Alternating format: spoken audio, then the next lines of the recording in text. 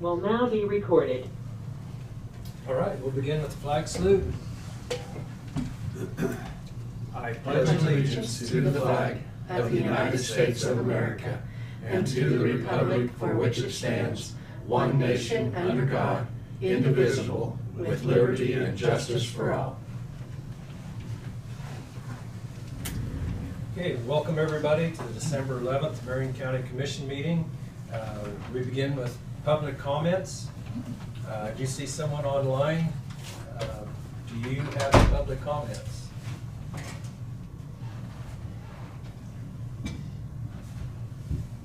I guess not. No one in the room, so we'll conclude public comments and move to agenda approval. One addition. Okay. County Lake rent. We will add at the end discussion about the lake trailer rental. And then I'd also like to spend some time talking about the summary of the Kansas Association of Counties conference. And also a short executive session to review an application for EMS director. Very good. Any other additions? I had one, but it'll be addressed under Road and Bridge. Okay.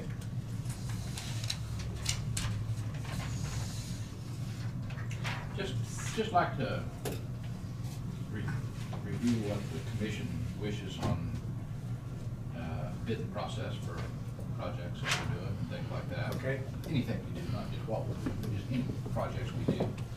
So. You still want me? We already started, but it's good to see you again. You want me to say a prayer? We've already started the meeting.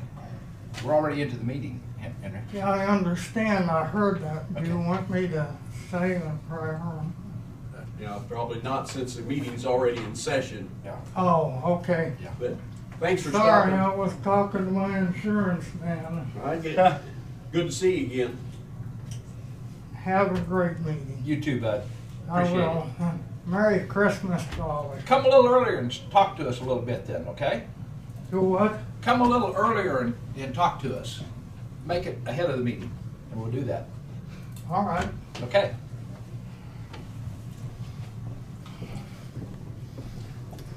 Okay, we're ready for administrative business? Okay.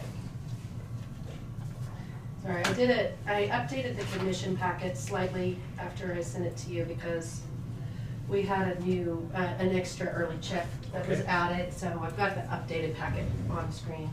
And that's for the, that'll be for the conditional use permit application for 1220 East Main. So that's the only change to the Okay. packet, so, anyway.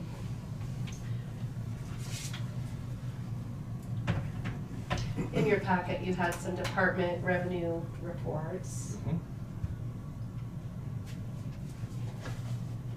Any questions on the revenue reports?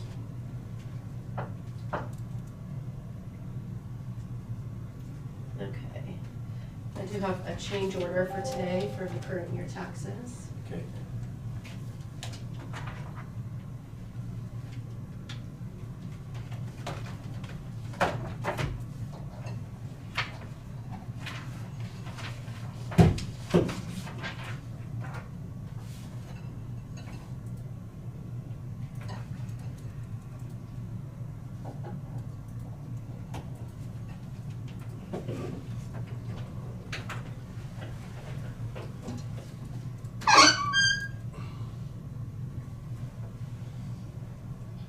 I just want the camera for this group. Said it won't do.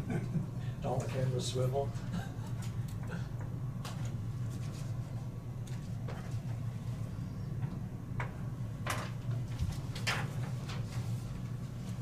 Nope, it's just here.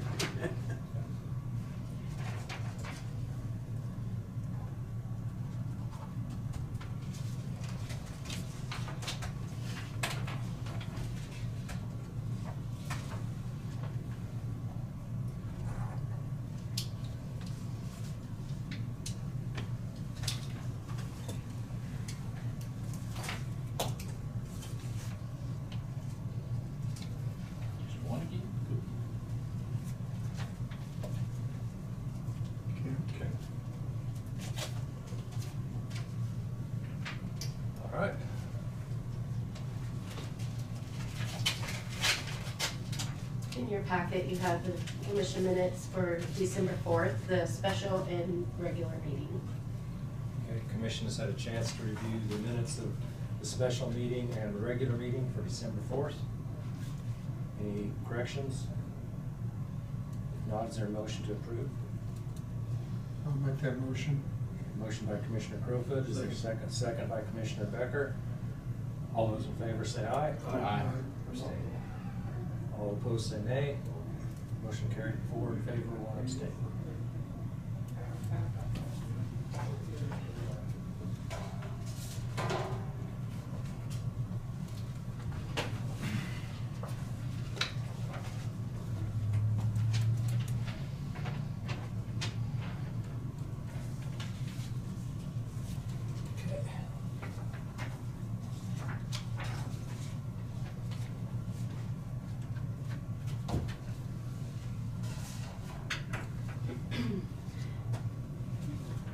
In your packet, you had early checks, and then actually I've just updated that because we issued another check this morning for the $150 application fee for the conditional use permit application for 1220 East Main. So the grand total of the early checks is $7,395.65. Any questions on the early checks? Motion to approve. Okay, we have a motion with Commissioner Dalkey to approve early checks in the amount of $7,395.65. I'll second that. Second by Commissioner Crowfoot. Discussion. All those in favor say aye. Aye. All opposed nay. Motion carried 5-0. I Right. like the big numbers. Good. Yes, I need to yes. go and get that board. Yes. So. I was trying to squint at my little screen there. Look at Right there. There it is. Actually read it now. Yeah. There you go, sorry about that. Perfect. Thank you.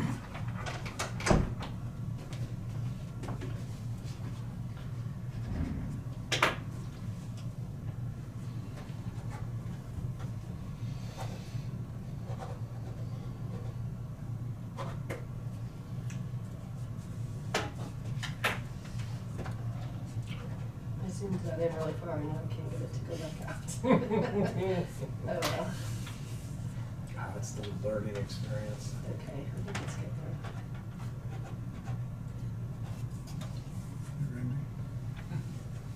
Kind of nice not seeing that whole mess over there. Yes. Yes, it's nice because I can actually use my plug-in too. So, a little bit. I got it. I just got it. Make it laugh. So I can watch this zoom in, zoom out. See it on the.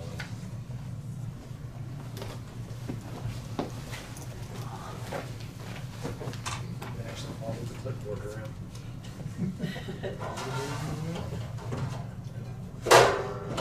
Oh, that's gonna make. I'm like, I know, that's not good. Crash. There we go. Wow. We do have another wide table piece that we're trying to get to add to this side, so. Anyway, just wanted to let you know that that Josh Houseman needs to take a day off on Friday, and that leaves no one at the weed department. So I just wanted to let you all know that he is gonna put a sign up on the door, and I asked him to try to get an ad in the paper this week about that, Okay. so. But there will not be anybody at the weed department on this coming Friday, so.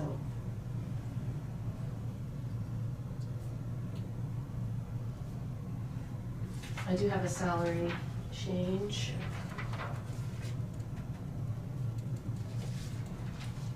Okay, we have a salary change in the treasurer's office. Emma Simmons, rehired as part-time administrative specialist 1, $14.37 an hour, effective December 4th, 2023.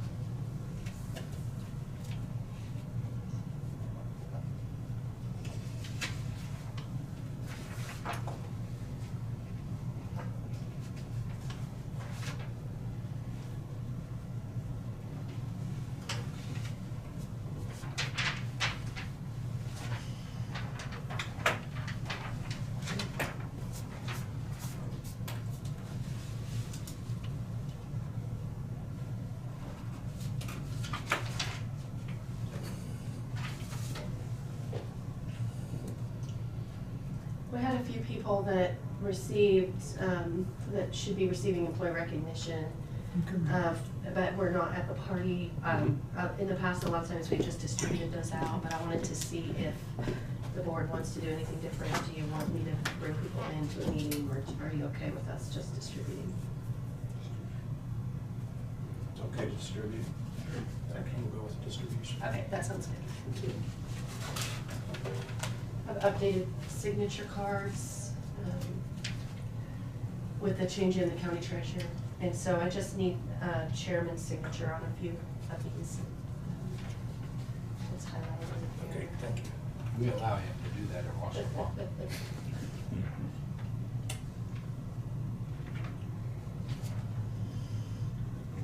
Got it. I dug one out.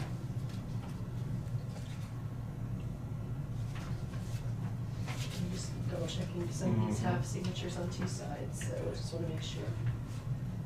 Oops. Something. Okay, there's that one.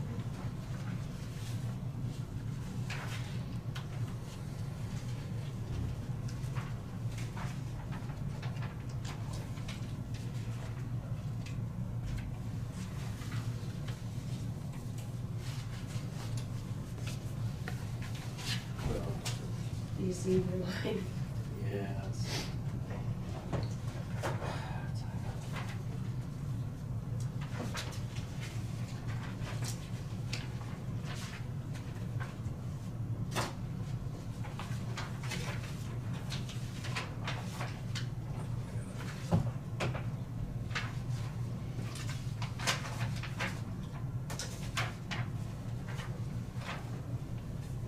This all do correctly.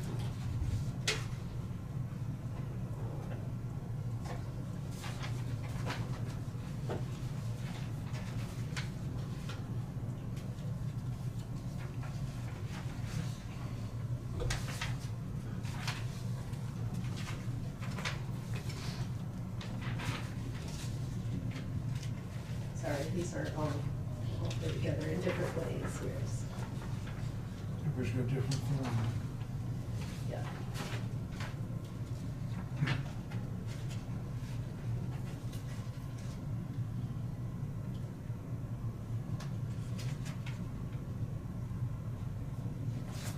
I think that's all. Okay.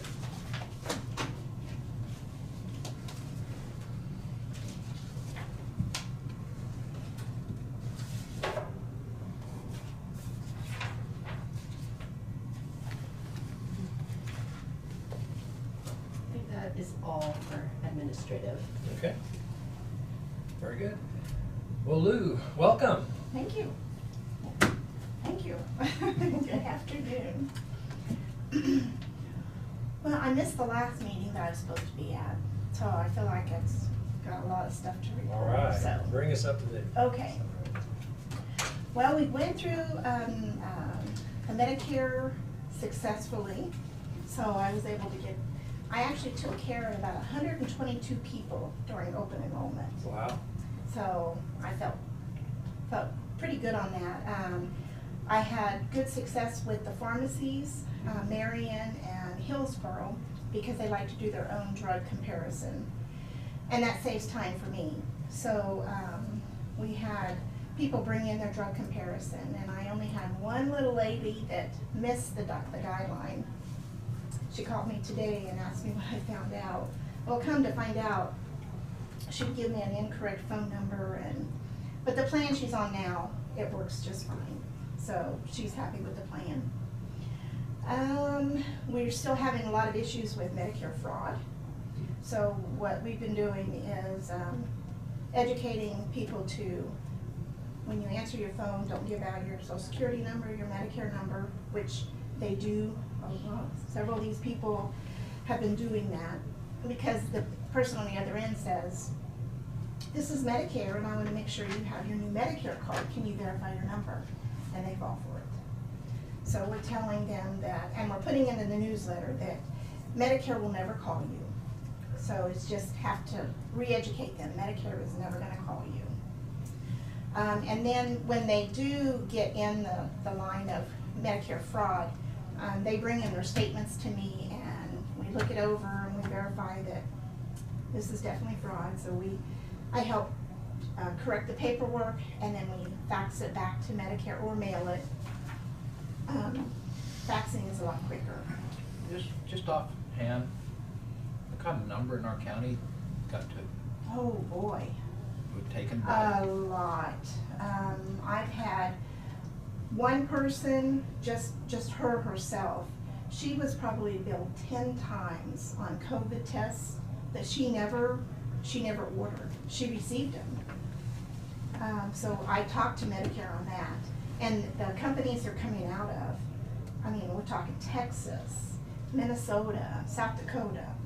I mean, she got the tests, but how she got them is beyond.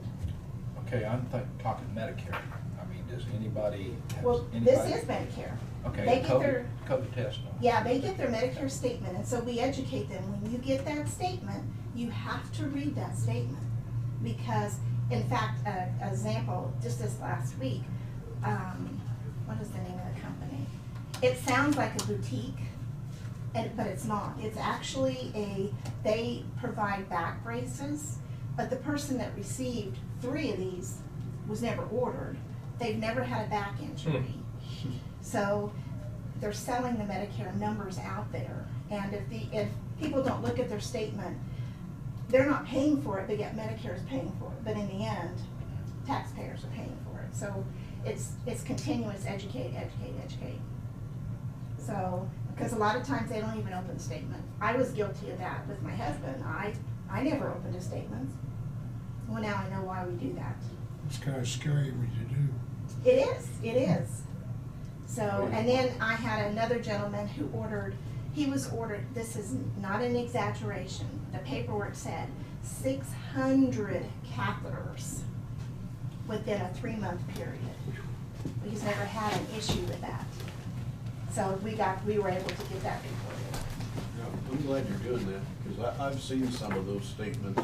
Yeah. You know, a person showed me one that a billing came out of Florida for, it was over $1,000 for x-ray and CAT scan.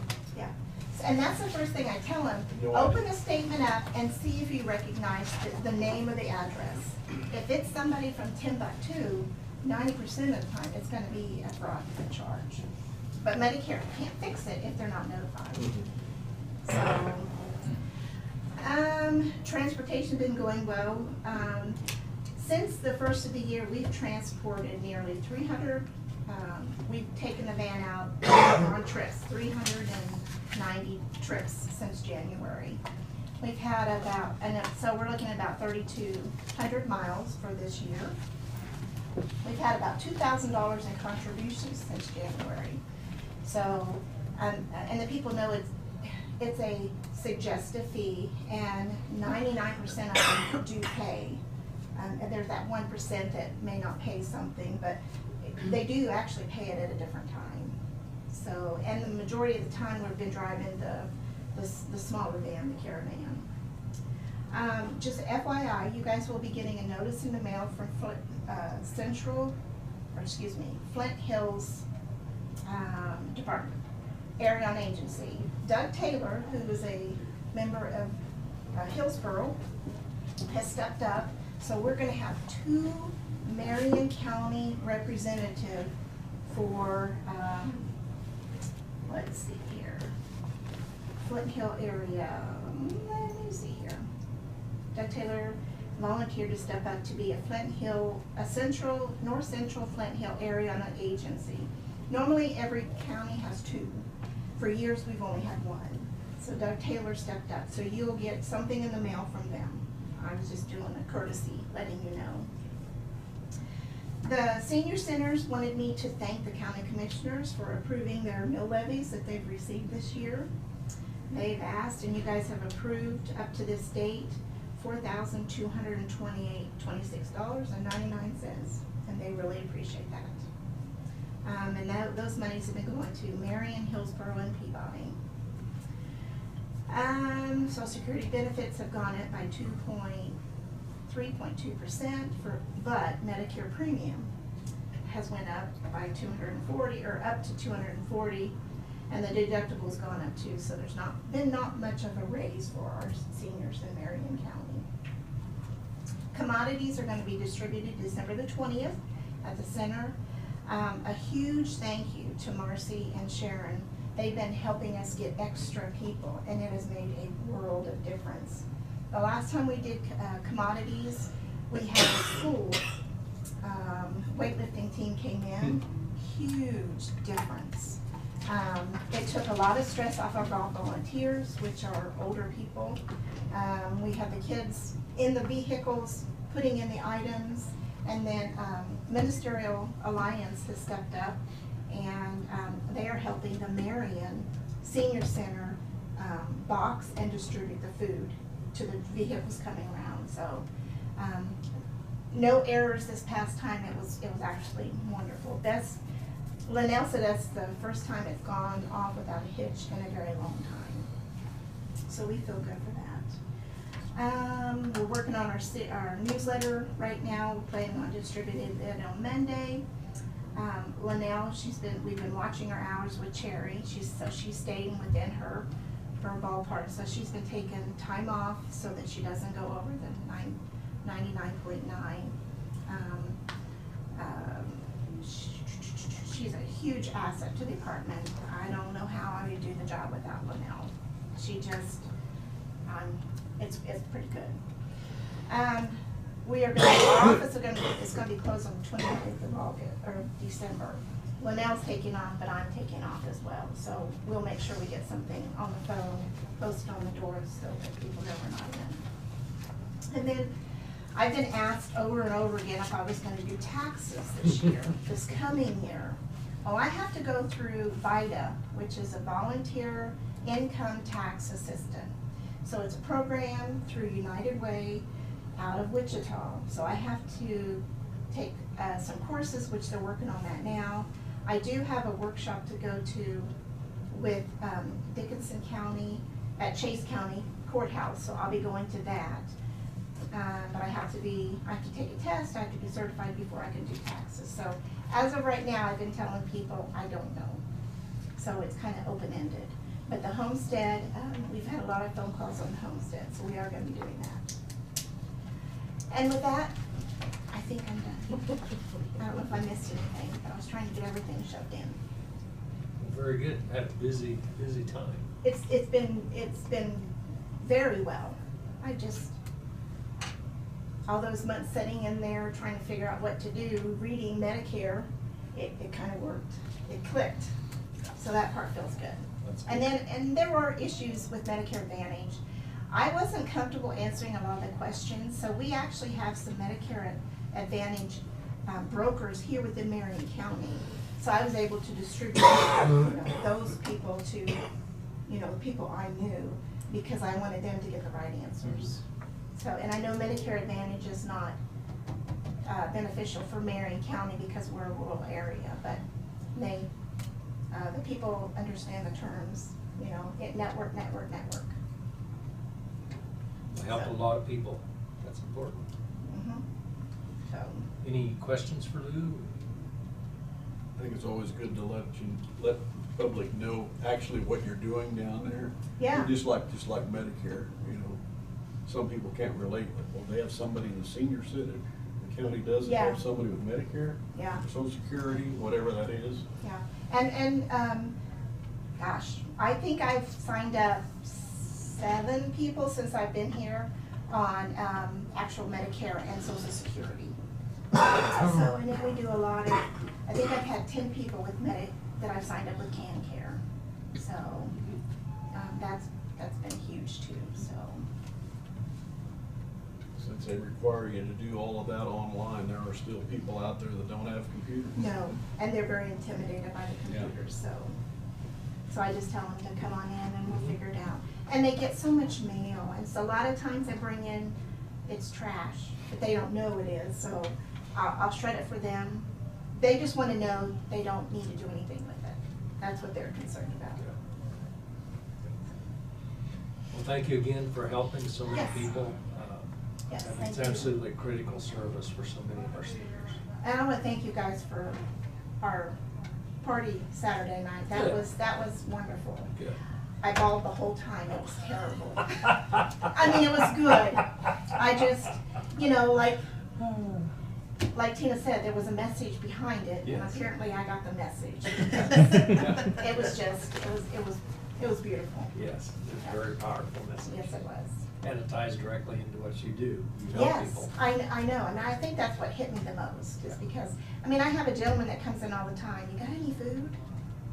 You know, he goes to the food bank, but you can only go every 2 weeks. Mhm. So I did have somebody bring me in a huge bag, so that if for some reason this gentleman does come back in, I can give him some food, because no one anybody, and he is an older gentleman with disabilities, so. Well, very good. Thanks for the update, Yes. Lou. Okay, thank you guys. Appreciate it. Thank you. Yes, uh-huh. All right, Chuck. Welcome back. Thank you.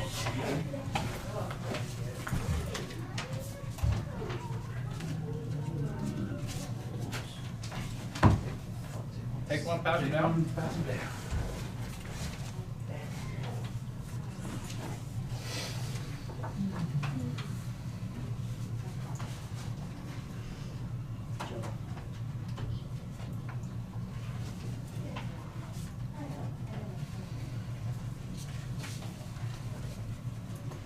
So that first little staple packet you're gonna see is our quarterly report, along with our write-offs. I guess first things first, we've got a total of 8 bills that are past the 2-year statute of collecting. Jamie's tried diligently to get a hold of those people over the last few years. They've either moved or had no jobs that we can allow to garnish from. So I'm asking that we write off that $6,746.48 due to that passing that 2-year statute. Any questions?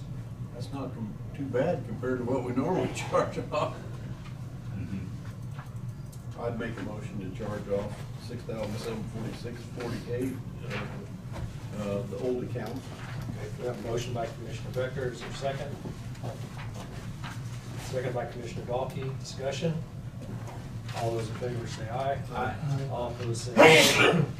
Sneezes don't count, so it's 5 in favor. No opposition. Good news is. And if you thumb through that packet, you'll see just a breakdown of each unit's runs, how many they went, and what kind of run it was over the last 3 months of this last quarter. That's for your viewing pleasure. That last page is our financials for this last quarter. The accounts receivables from January 1 to August 31st was at $300,033, $328.67. We took in, that was for the year from Jan 1 to August 31st. For this quarter, we were owed $183,420.70. We took in a net credit, excuse me, $341,104.49 from January 1 to present day. So we are still owed $175,644.88 by either cash or insurance reimbursements. That's what I said? $175,644. You said dollars. You said dollars, just forgot the thousand. Oh, I'm sorry. Okay. I apologize for that. That's all right. Any questions on that? I know it's a lot of numbers. Do you understand some of this down here, what? Yes, what would you like to, which one are you talking about? Well, the number 341,000. We budget. Okay. What that is? That number is the total of payments, total of what we are mandatorily have to write off for Medicare and Medicaid, and also we had one instance where insurance had double paid, so we had to issue a $200 refund. Okay. And that's what that total is. So what do you say our balance was, maybe that's to start with? Our 333 up here Yeah, top. yeah. Okay. and that next line, that 83. 183 is for this particular quarter. What I'm trying to get at, maybe you already know that, Chuck, is Mhm. we, the money we take in, we budget for some of that for next year Mhm. too, so. Mhm. That's why it's pretty important to see at Mhm. the end of the year how close we are to that number, what we put on our budget, Mhm. so. Just for your info, that you already know that, so no problem. Cool. Any other questions on that? Moving on to the next staple packet, Alex had asked me to sign this release of agreement saying that we have that they owe a balance, and that balance number is written in there. He would just like this, just kind of formalize saying we're washing our hands, we're all done, what we owe is what we owe, we'll pay that, and then we're moving on with a zero balance moving forward. I figured I should bring this to you guys for approval first before he asked me to sign it. That's what's on that last page. So like I said, just need your permission if you want to read through that. Okay. Motion to approve pending staff review. Okay, we have a motion from Commissioner Garing to approve the settlement agreement with the St. Luke Hospital District Number 1 pending staff review. Is there a second? Second. Second by Commissioner Becker. Discussion. All those in favor say aye. Aye. All opposed, nay. Motion carried 5-0. And do you want the commission chairman to sign that? Or do you want to authorize to sign this once staff review is complete? Make a motion to authorize the chairman to sign after staff review. Okay, motion by Commissioner Becker for the signature. Is there a second? Second. Second by Commissioner Dahlke. All those in favor say aye. Aye. All opposed say nay. Motion carried. Once staff review is completed, then I would sign it. Okay. The next issue, discussion I should say. We have a bit of a safety issue. We've had personnel winter heavy coats for the last 4 years. I think 4.5 years ago they were initially bought. So we're due for some, and I know it's not budgeted for next year's budget either. The safety issue is that they're solid black. I would like to see us get some ANSI 3 rated safety yellow coats. However, it's not in next year's budget. I do have a line item of our training budget for this year that has a substantial sum in it. That's enough to cover the coats. That training budget we're not gonna be planning on using it for the next 3 weeks, 2 weeks. So with your permission, I got 3 coats from Western Associates to purchase a coat. There's 2 options in there. There's one for 27 coats, which covers the full-time crew and all the active volunteers that are very active. And then there's a second quote in there for 40 coats, which covers the entire EMS roster. So if you got the 40, you wouldn't need the 27. Yes, if we got the 40, I wouldn't need the 27. Okay. So it's not in addition. No, not in addition to. Of those coats, I would suggest, I would like to go with the Cornerstone. It's a ripstop fabric. It's middle of the road coat as far as pricing goes, but I like it over the cheaper option because it's that ripstop. With that ripstop fabric, it prevents, if you do get a little tear, it's the way it's stitched, it prevents it from ripping further. It's a little bit easier to repair versus the straight, I believe nylon is what the high-vis 3-in-1 is. What happens when a person quits and leaves? We have them turn in their uniforms Coats and coats included. Okay. So just to clarify, the quote for 27 of the Cornerstone ANSI jackets is $3,942 on the front page. Mhm. And the quote for 40 of those is $5,640. Yes, ma'am. Okay. So it's not that total amount at the bottom of each one? No, I'm sorry, for page sake, that's, The computer heads it all up. Right, that's Mhm. fine, I just wanna make sure that commissioners all know Yes. what they're looking Yeah. at. Thank you. Okay. On your budget line that you're trying to use, Mm-hmm. are you well above the 40? Yes, on that budget line for training, I have.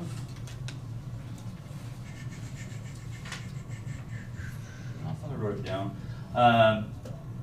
Around $9,000. I can't go up with exact figure. More than enough. But we have more than enough to cover the 40 codes. And I would make a motion to authorize Chuck to go with Cornerstone ANSI 40 quantity at $5,640. Okay. And that's not going to cripple you going forward on training. No. With our training budget starting over next year, this is something we're going to send somebody to a long-term EMT class, things of that nature. We've got the training done already budgeted. Already expensed that we were going to do, so we're good to go. Okay, we have a motion, is there a second? Okay, I'll second it. Further discussion? Everybody's shy today. All in favor say aye. Aye. All opposed say nay. Motion carried 5-0. I abstain. Oh, I'm sorry. 4 in favor, 1 abstain. Look at the top quote. Yes, sorry. I was wondering why I was getting the look. That's why you didn't get the heater second over there. Yes. Thank you. The next item I would like to discuss about purchasing are some computers. We have a total of 4 computers between the 2 stations that the employees use. One computer over in Hillsborough is fairly new, is working properly. The other 3, of the 3, 1 does not work, 1 is working intermittently, and the other one is aged just the same as the other 2 that are no longer working or working intermittently. I've been here for almost 4 years. Those computers have been here well before I have been. So I obtained some quotes from Lloyd Davies to see if we can get some access capital outlay and purchase 3 monitors and 3 desktops. To me, a computer's a computer's a computer, so I would go with the lowest budgeted, or quote. That's not the truth, by the way, but it depends on what you're using it for. If you're just using For it our general report writing, I think any computer will suffice as long as it turns on. You're just using Massive data storage. Nope. Word and, Yep. you know, yeah, then you're fine.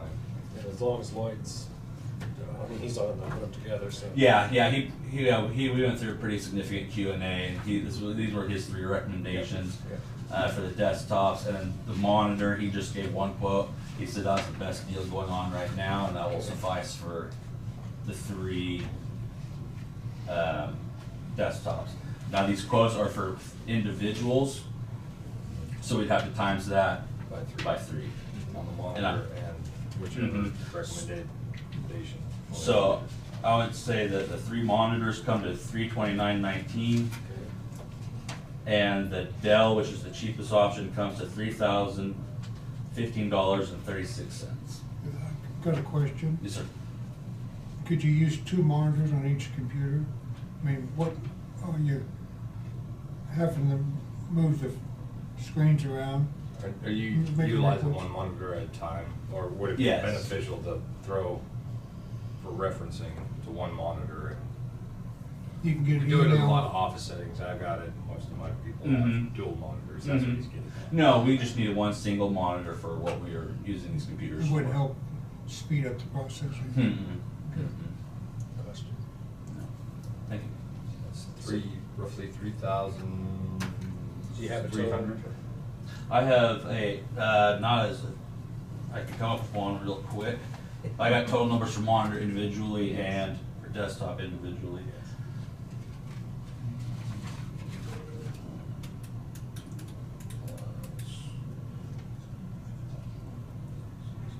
Grand total comes to $3,344.55. So moved. Motion by Commissioner Gearing to approve staff recommendation on 3 monitors and the 3 Dell computers for EMS department, the total amount of $3,344.55. Is there a second? Second. Second by Commissioner Balky. Questions or discussion? If not, all in favor say aye. Aye. All opposed, nay. Motion carried 5-0. Thank you very much, gentlemen, for that. Thank you. Little update as far as the department goes. We have one employee that just got back from Fort Leavenworth. She went up there for a couple of days, and now she is a certified car seat installer. There's a total of, I believe, 5 within the county now. I think there's 3, 2 on the health department, 1 with Hillsborough PD, 1 with Hillsborough Fire, and then now 1 with Marion County EMS. Great. I know she's working with the health department to try to get a drive going on to where they can come through our Hillsborough station, they can pull through, sit there, make sure the car seats are all installed. We'll have a little event going for if there's kids that can come inside, do an arts and crafts thing, and then load back up and pull on out. That's in the works, so hopefully in the next coming months we'll have that going. Nice. Sounds good. We are Working with the health department on that? Yes, she's working with Erin at the Yeah. health department in safety. We're also working on several people becoming CPR instructors. Hopefully in the next quarter we'll have at least 2 on board that are CPR certified to instruct, and we can start putting on CPR classes throughout the county. It's been several years since the county EMS department has been able to offer that. December in Kansas EMS is craft grant time. That's the Kansas Revolving Assistance Fund grant. Normally these grants are used to purchase large items like monitors, auto load devices, Lucas CPR devices. However, right now we're pretty much set on monitors and CPR devices. So this year I'm going to ask that I'm able to go through and get some intubation equipment, some video intubation equipment. Intubation's where we can put a tube down the throat and in their airway. That total is going to come to $4,400. And then also I'm going to ask for some IV pumps. We deal with a lot of medications that are have to be very precise. Going down a bumpy road, it's hard to calculate. You gotta have there's an error factor that we calculate into that. So with a pump, it's going to take away that error factor. Getting asked for 2 pumps, and that total comes to $6,100. We'll find out come April timeframe on whether or not if we've been granted that grant. At that time, we can decide on whether or not we want to deny it. Sometimes it's a 75-25 grant. Sometimes it's 100% paid for grant. So we won't know until the board, even EMS reviews that. And that'll be in April. As long as it's a need. Yeah, Mhm. yeah, they're very, yeah. Nathan Bruner, about a month ago, was able to, he applied for a grant through Harbor Freight for emergency responders. And he was able to get a $300 grant from Harbor Freight. We used that grant to purchase 2 small air compressors for each station. We've been having to go to either the road and bridge department or go up to the gas station to get top off air and those kind of things. So it's kind of a little bit of a nice little thing to have in our department. Good. Anything else? Any questions for me? Not seeing any. All right. Another busy session. Yep. All right. Well, thank you, gentlemen. Thanks, Joe. Thank you, Chuck.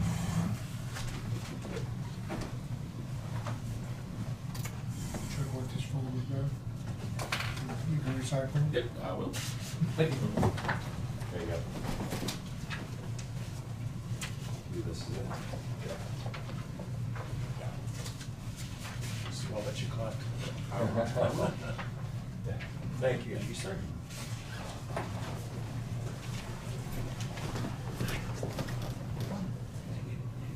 Hi, Tina. Come on in. Thanks. Bye. Welcome. Have you sit up here? It used to be with microphone, and this time we don't, with the new sound system. We don't have to You don't talk have loud. to talk Microphone's right right there in that colorful tile. Okay. So it works really well. Sounds great. When you're online, you can hear it. Perfect. I was listening in the hall, it sounded great. I tested. Yeah, I tested. it did, yeah. Many miles away. Yeah. Very well. Yeah. So, first, I see that lovely tray of cookies next to you, and as a representative of the Happy Hustlers 4-H Club, we wanted to thank you Oh, guys for well, thank you. continuing to support our club. It's really important to our kids in the county, and it teaches them a lot of really good things, so Yes. we appreciate your support. Yes, 4-H is very important. Right? Yeah, I think all the things that the kids are learning follow them throughout, like lifelong. Yes. So, yeah. I didn't know, did they receive copies of the information about commercial motor vehicle? They have that on the table. Yeah, did I hope that I answered your questions, Randy. There was some question about what is commercial motor vehicle, and how we've been handling commercial motor vehicle. So ultimately, Susan Burke was the only one in our office who was able to do our commercial vehicle renewals here in Marion County. Commercial motor vehicle, like commercial driver's licenses, come with a lot of continually changing criteria and information. So for all of the time that I've been in this office, we've never done commercial driver's licenses because it requires testing that we don't do. State office has to handle that testing along with the continually changing requirements. And so commercial motor vehicle is not exactly the same, but it has kind of the same struggles that come with it, is that the state is constantly changing what's required with commercial motor vehicle. And they tend to get the information to their state-run offices with state employees before mentioning it to the counties. And so there was some frustration and stress over doing renewals that we thought we were doing the right thing for, and then when it came time for our audits, they were kind of dinging us on some things that we had no idea we were supposed to be doing. So there was a lot of frustration there, and when talking to other counties, a lot of other smaller counties have opted not to do commercial motor vehicle renewals in their county simply because of the constantly changing information and requirements.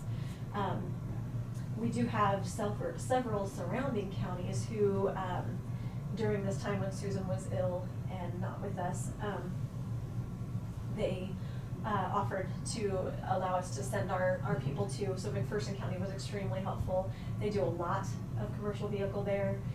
So they said, send your folks our way, we'll help them. The people in Haskell County are super helpful. Carmen is great. She helps with IRP, which is vehicles that go out of state. CMV are vehicles that stay within the state of Kansas. IRP, they travel out of state. And there are only 9 in the entire state that handle IRP vehicles that go out of state. And Carmen is one of those. She's really good. And she also said, hey, send me any of your renewals. We can do it by mail. We can do it, as much of it we can online. So they've just been super helpful in helping us make sure that our commercial vehicle customers in our county are helped. Having said that, with new employees and training, the ones that came on in June and July, I'm not exactly sure the timeline when we can get back to helping our commercial vehicle customers here in Marion County. We're doing our best, we're working as fast as we can, but training takes time in what we do, and so I just don't really have a time frame on that, I'm sorry. And I think that there was notification sent out by Susan in January of this year that they weren't going to be handling them anymore. Right. So it's been since January. Correct, yes. But the intent is still to get to that. I believe so, yeah. I mean, the intent is to get to it. If there's a way, I think my intent is to make sure that if we do get back to it, that we have better support from the state. Because it's really, really tough to try to do some things, help these CMP customers, and then find out we've done things in error that we had no idea we were doing. So I'm hoping to make some better contacts, find out some better information. The counties that have stopped doing it said there is no better contact, there's no better information, they just do not support the All counties. through DOT? No, it's through KDOR, Kansas Department of Revenue, yeah. There you go. We got certain people and to handle certain areas that Right. probably are better served from a different department. It's a struggle, and I'm not exactly sure why it's been, but like I said, the entire time I've worked in that office, it's been a struggle, and I'm just not sure what the source of it is, but I'm willing to look into it and make sure that when we can get back to doing it, we can do it well. Very good, that was very helpful information. Sure. And if you need any more information, let me know. Any other questions? I just, if it's on the techie side, how can we help? That's what I wanna know. I mean, I can't help. Yeah. But, and she's having trouble, and has had, Susan and her had trouble before, and so, what do we do? I mean, to get the connection to where they can.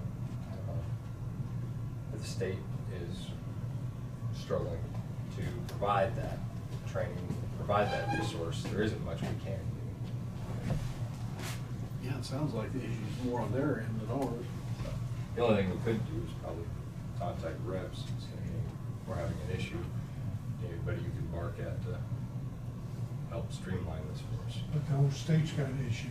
Yeah. And that's maybe where It's not by through the ourselves. Treasurers Association, if they maybe have some type of outreach or process, if we can, as commissioners, you know, throw our support behind that. Because I'm gonna guess the Treasurers Association would probably have the most, would hopefully have the most pull and would definitely know the most about the issue. And so if there's something on that end that we can support, let us know.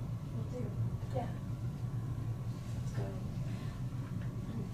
I also do have some questions, possibly for executive session about some personnel Okay. issues. Personnel performance. There's some performance matters, specific individuals that Okay. she wants to discuss. Would be 10 minutes. Please. I move that we recess to executive session in order to discuss personnel performance of individuals pursuant to KSA 75-4319B. Item 1, personnel matters, non-elected personnel performance with the commission, Tina and Tina, for 10 minutes, 1:25 to 1:35. Second. Second by Commissioner Gehring. All in favor say aye. Aye. All opposed nay. Motion carried 5-0. We'll be back at 1:35.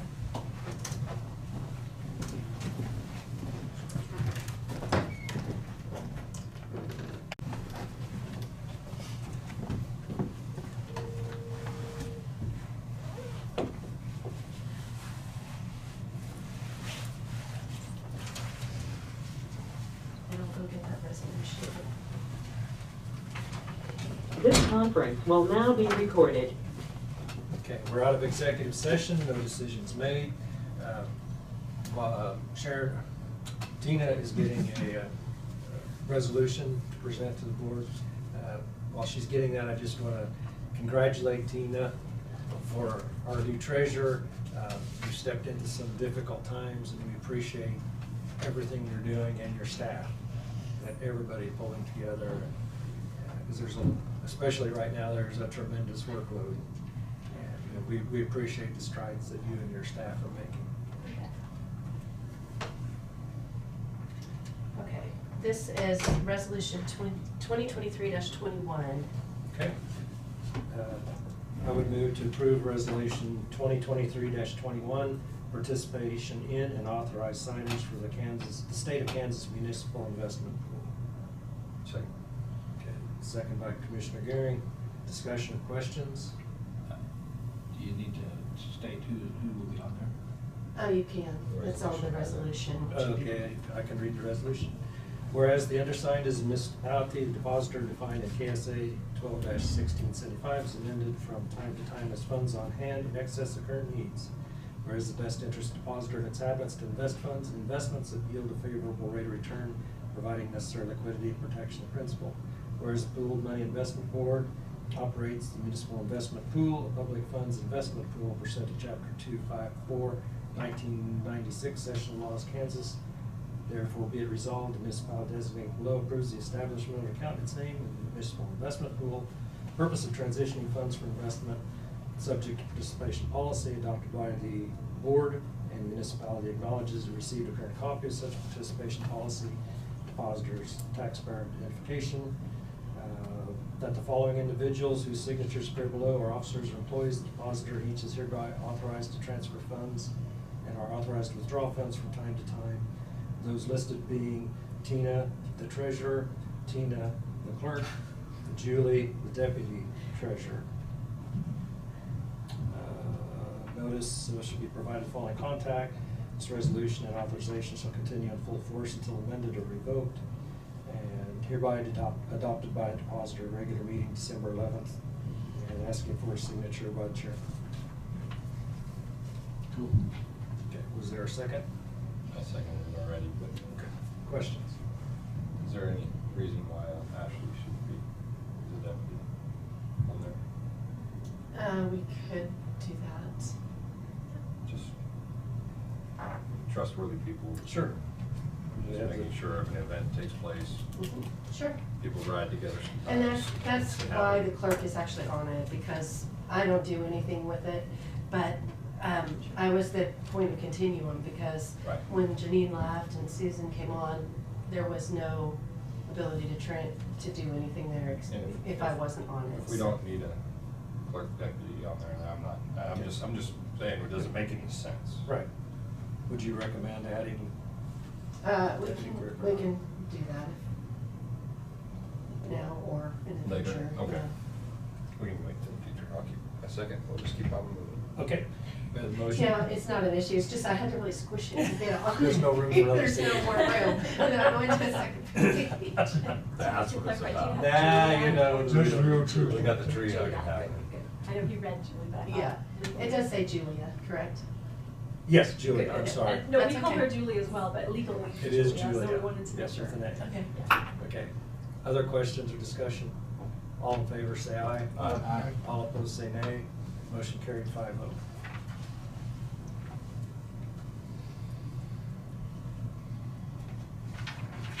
There we go. Thank you. Do you have any other questions for me? I think that's it for today. Interest going up or down? Interest going up or down? At the moment, it's not up much. It was a tiny bit, but not much, yeah. A little so- bit, a little bit. Right, exactly, yeah. Good job.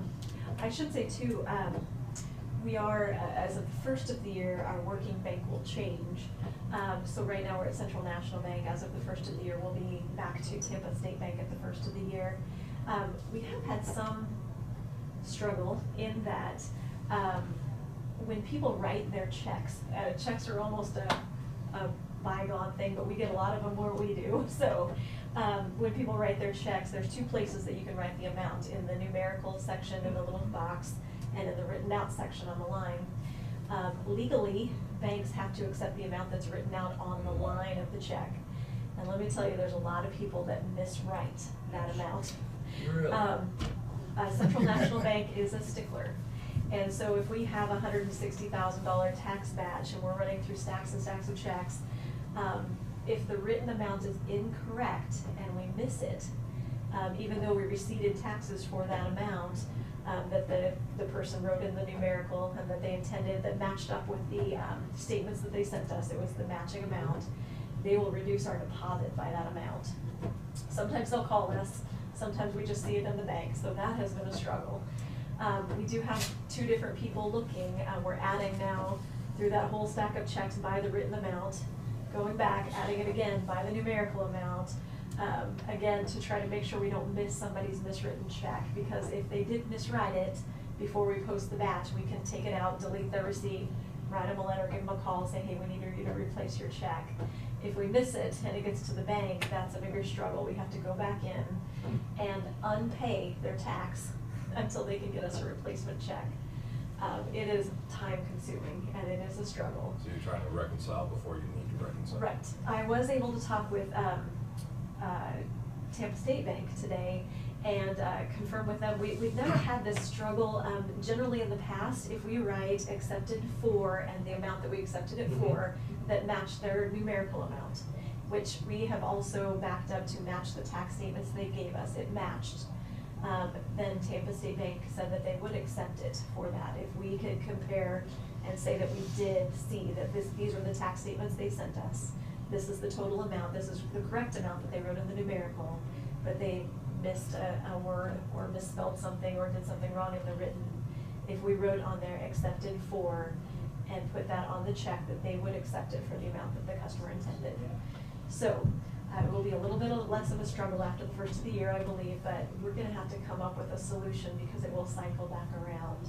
And legally, the hope is that they take it by the written amount. Central is just not as customer friendly anymore as it used to be. It's a lot bigger. It's a lot bigger, so it's a struggle. We're having problems Yeah. too. Good So, but advertisement. on our front, we're trying to come up with solutions, other than the manpower it takes to add them over and over and over again, before we can balance, so. You're just gonna have to find a way that works because you're not gonna get rid of checks. Right, no, and not so, I mean, I've asked questions about machines that read them, I've asked questions about, how the bank goes through it, but they have a person. Unfortunately, they have a person who goes through check by check to see if it's the same.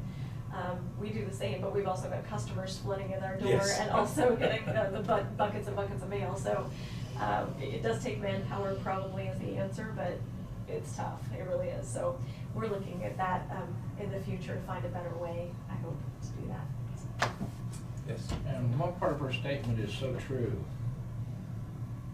And that's part that she said was trying to untax people.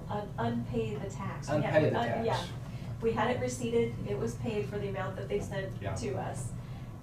But when it's written out wrong and the bank catches it on that front, we have to go and unpay that tax, which is tricky. I have perfect examples. I had property acquisition where I paid the tax over there, but it was also paid out of my account that I have, and I never did get it. So it was $70, $80, but trying to, it was from a property acquisition where it comes in and filed over one place and it's filed another place, but the treasurer more or less in there refused it at that time, just to go ahead and untax it. Because that's how, it must be pretty tough, because that's what they said that time, so. Yeah, the bank refused, our bank refused it, and it's not necessarily the customer's bank, it's our bank who is Mhm. saying, I will not take this for this amount, and so then we have to adjust accordingly, because we've said that we paid that tax with this check and we didn't have it. Yeah. So, it is a struggle, and we're definitely looking for ways to fix it, but, yeah, the struggle is real. Yeah. Gotta watch all the details. so do you always make sure that it's paid correctly before you send out the tax receipt then? Yeah, so each of our clerks has the yellow tax stubs at the Mhm. bottom of your tax receipts. They add those together. They make sure that that total matches the total in our computer, which matches the total on our check.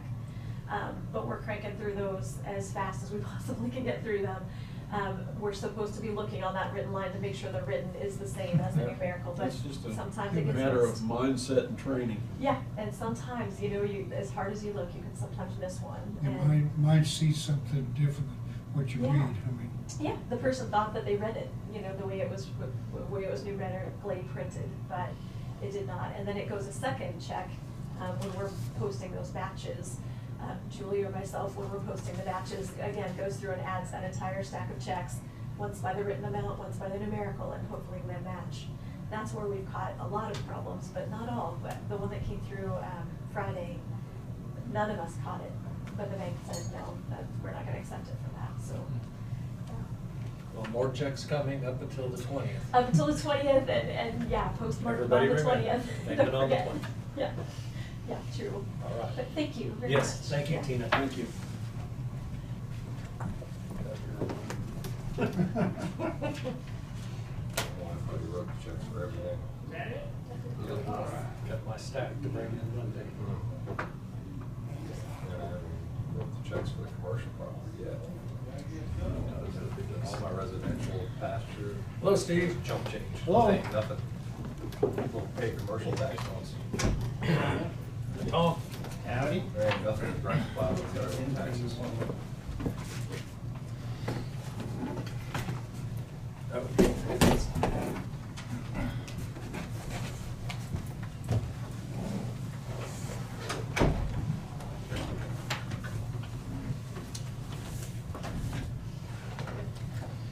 Is that where you want to start?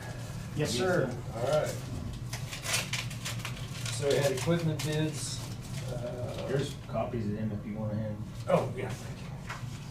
I was concentrating the envelope. Shoot 'em straight in. So we had bids on 3 chainsaws, 1 quick cut saw, and a tri-mat.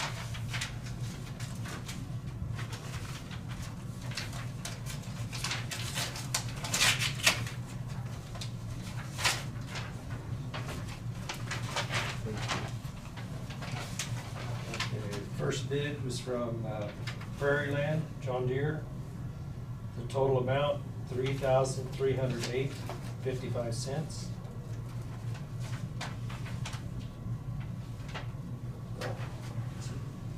GNR, right? Yeah, GNR, the second bid from GNR, total amount, $4,148.60.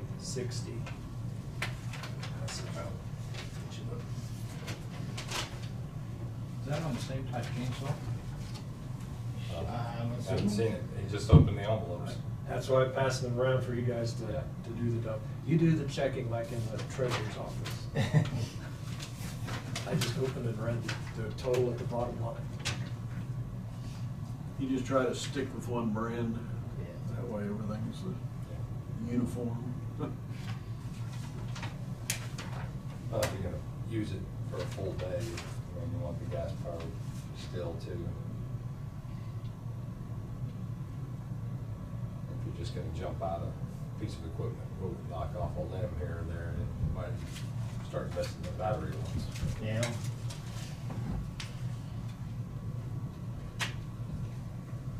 Does it look the same? One is just numbers put onto your equipment list request, and the other one is an actual quote bid. No, okay. Yeah, go ahead and give it to Steve and Tom.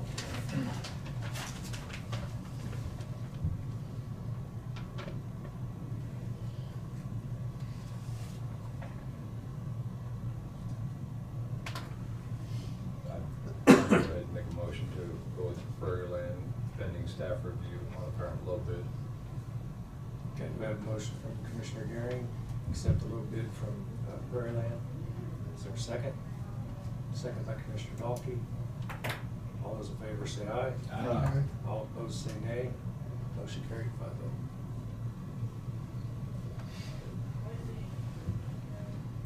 5-0. Got that handled? Yeah. On to the next subject. I have a gentleman who would like to put up some temporary gates to help control cattle during when moving back and forth and so forth. Anyway, this would be on 90th west of Wagon Wheel, and it'd be temporary gates. And I do know that in some parts of the county, some of these gates are being used to this date. I just wanted to make sure that I got you guys' approval to allow this gentleman to do this. It's not gonna be. Ditches for a day or two too. Pardon me? It'll help mow the ditches for a day or two too. Yeah. And you visited the situation, and you Yes. have no issues with it? No. Direct It's not gonna be a temporary, or it's not gonna be a permanent one whatsoever. It's just gonna be, and it's kind of way out of the way type of road anyway. He only shares it with one other resident. It's a dead end road. Right. Two landowners, I think, involved. Yes. Yeah, but still works if landowners ever change, so. Yeah, it's temporary. So- Your recommendation would be to go, Okay. okay it? Any opposition? I have no problem with it. Okay. I have no opposition with it, the guy that should be here, okaying it, sitting over, is not here today. And that's when you get to that position over there, they can come back with safety issues. If the gates are in the road, in the ditch line, and somebody hits them, and I agree, they shouldn't do that. We'll give them some road closed, temporary road closure signs to go on those gates. That could be, I think that would be fair. They'd be no different than us sort of going out and throwing barricades. Yeah. Unless there's a wreck out there, then, when lawyers come in and start fighting. But that's the only problem that I have with it. But I think the temporary road closure deals would be great. When it's shut, it's temporary and closed. An avenue we haven't looked at in I'm just reading the board consensus to proceed. Okay. If it needs to be a motion, I'll make it a motion to Why don't proceed we do that? with the road bridge superintendent recommendation. Sorry. Yep, we have a motion from Commissioner Gearing, second from Commissioner Becker. Give me the location again. It'd be on 90th west of Wagon Wheel. Okay. I've spoken with both landowners.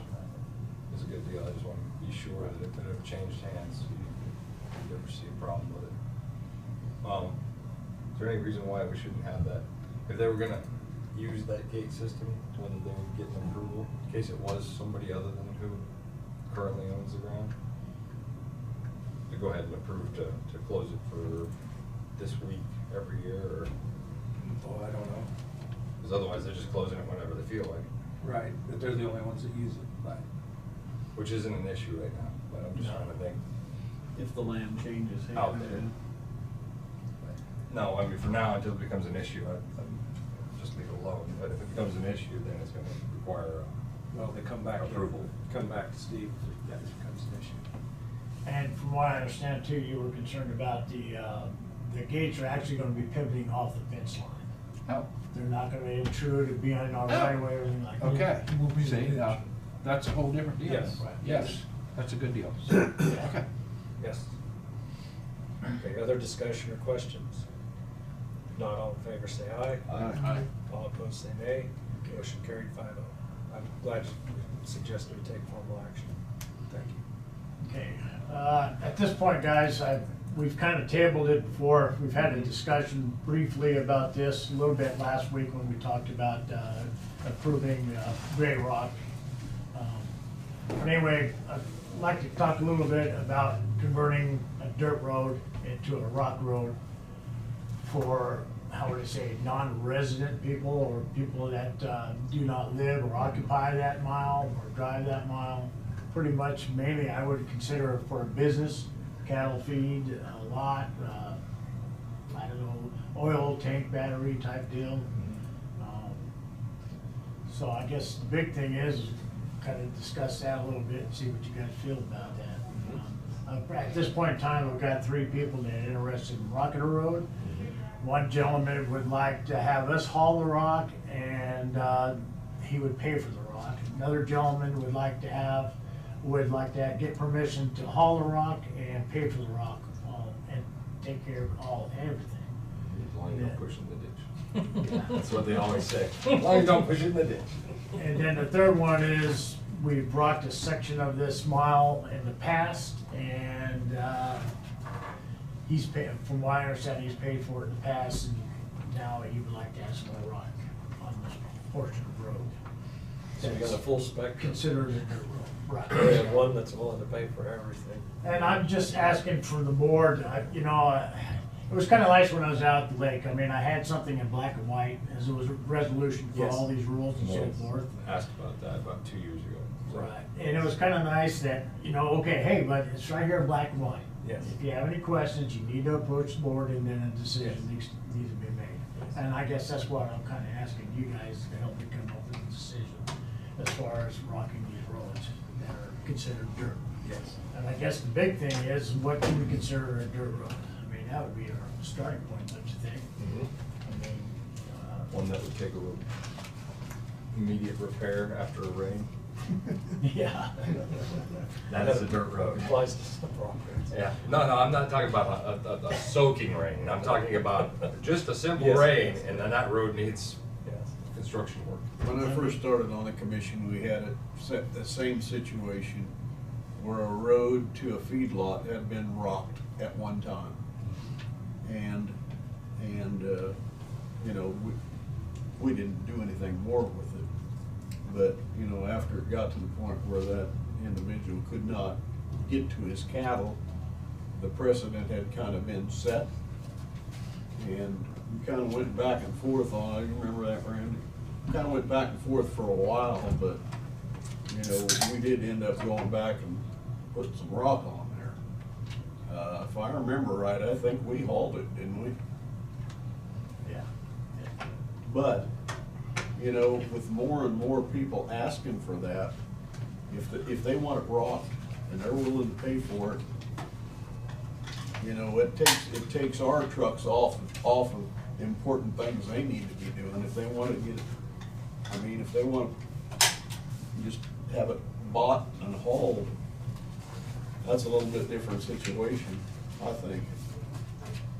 Now, then the big thing comes in, and then they ask you, well, if we rock it, will then the county maintain it? Going down the road, well, I don't, in my opinion, no. Okay. So I'm sending these resolutions down there, 2022, one for Steve, -22, because that's where you all adopted the policy on private maintenance at public roads. And it, that's your current, what you have in effect. So I just wanted to. Did you get off the line? I have a, what? Are you offline? Did we go down? No. Okay. Okay. Oh, yes, we're Okay. good. Yeah, sorry, I was just No, that's doing fine. some work on the side there. It's all still going. Sorry about that. Trying to be helpful, sorry. Yeah, that's great. I was just, didn't understand your question immediately, sorry. Doesn't look good from here. I got you. Did we go Okay. offline? We are Well, online. yeah, it happens. So basically, this policy says that in order to do any private maintenance or use private funds for county roads, that they have to have express permission ahead of time.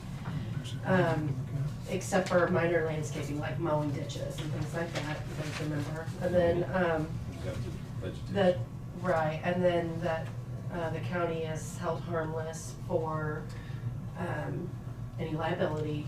And then on point number 4, that with such approval if given, the county assumes no additional responsibility for further maintenance or repair necessitated by the actions undertaken. So, to me, that says that if they want it, if they get approval to do it one time, that doesn't mean that the county is taking over maintenance of that or future repairs of that nature. So, you know, if this could pertain to a dirt road, they'd have to have permission. If it's granted, they could potentially pay for rocking a section, but the county is not going to do it in the future for them. So that's the way I think this policy reads. So I think you have that kind of in place. We used to deal with this on a yearly basis, and then we had 2 dry years and Yeah. didn't hear a All thing. about- Now we're hearing it again. And then if they don't have advance approval, then it's considered trespassing if they do any work. That, talking about what Kent made, and I've heard these stories too.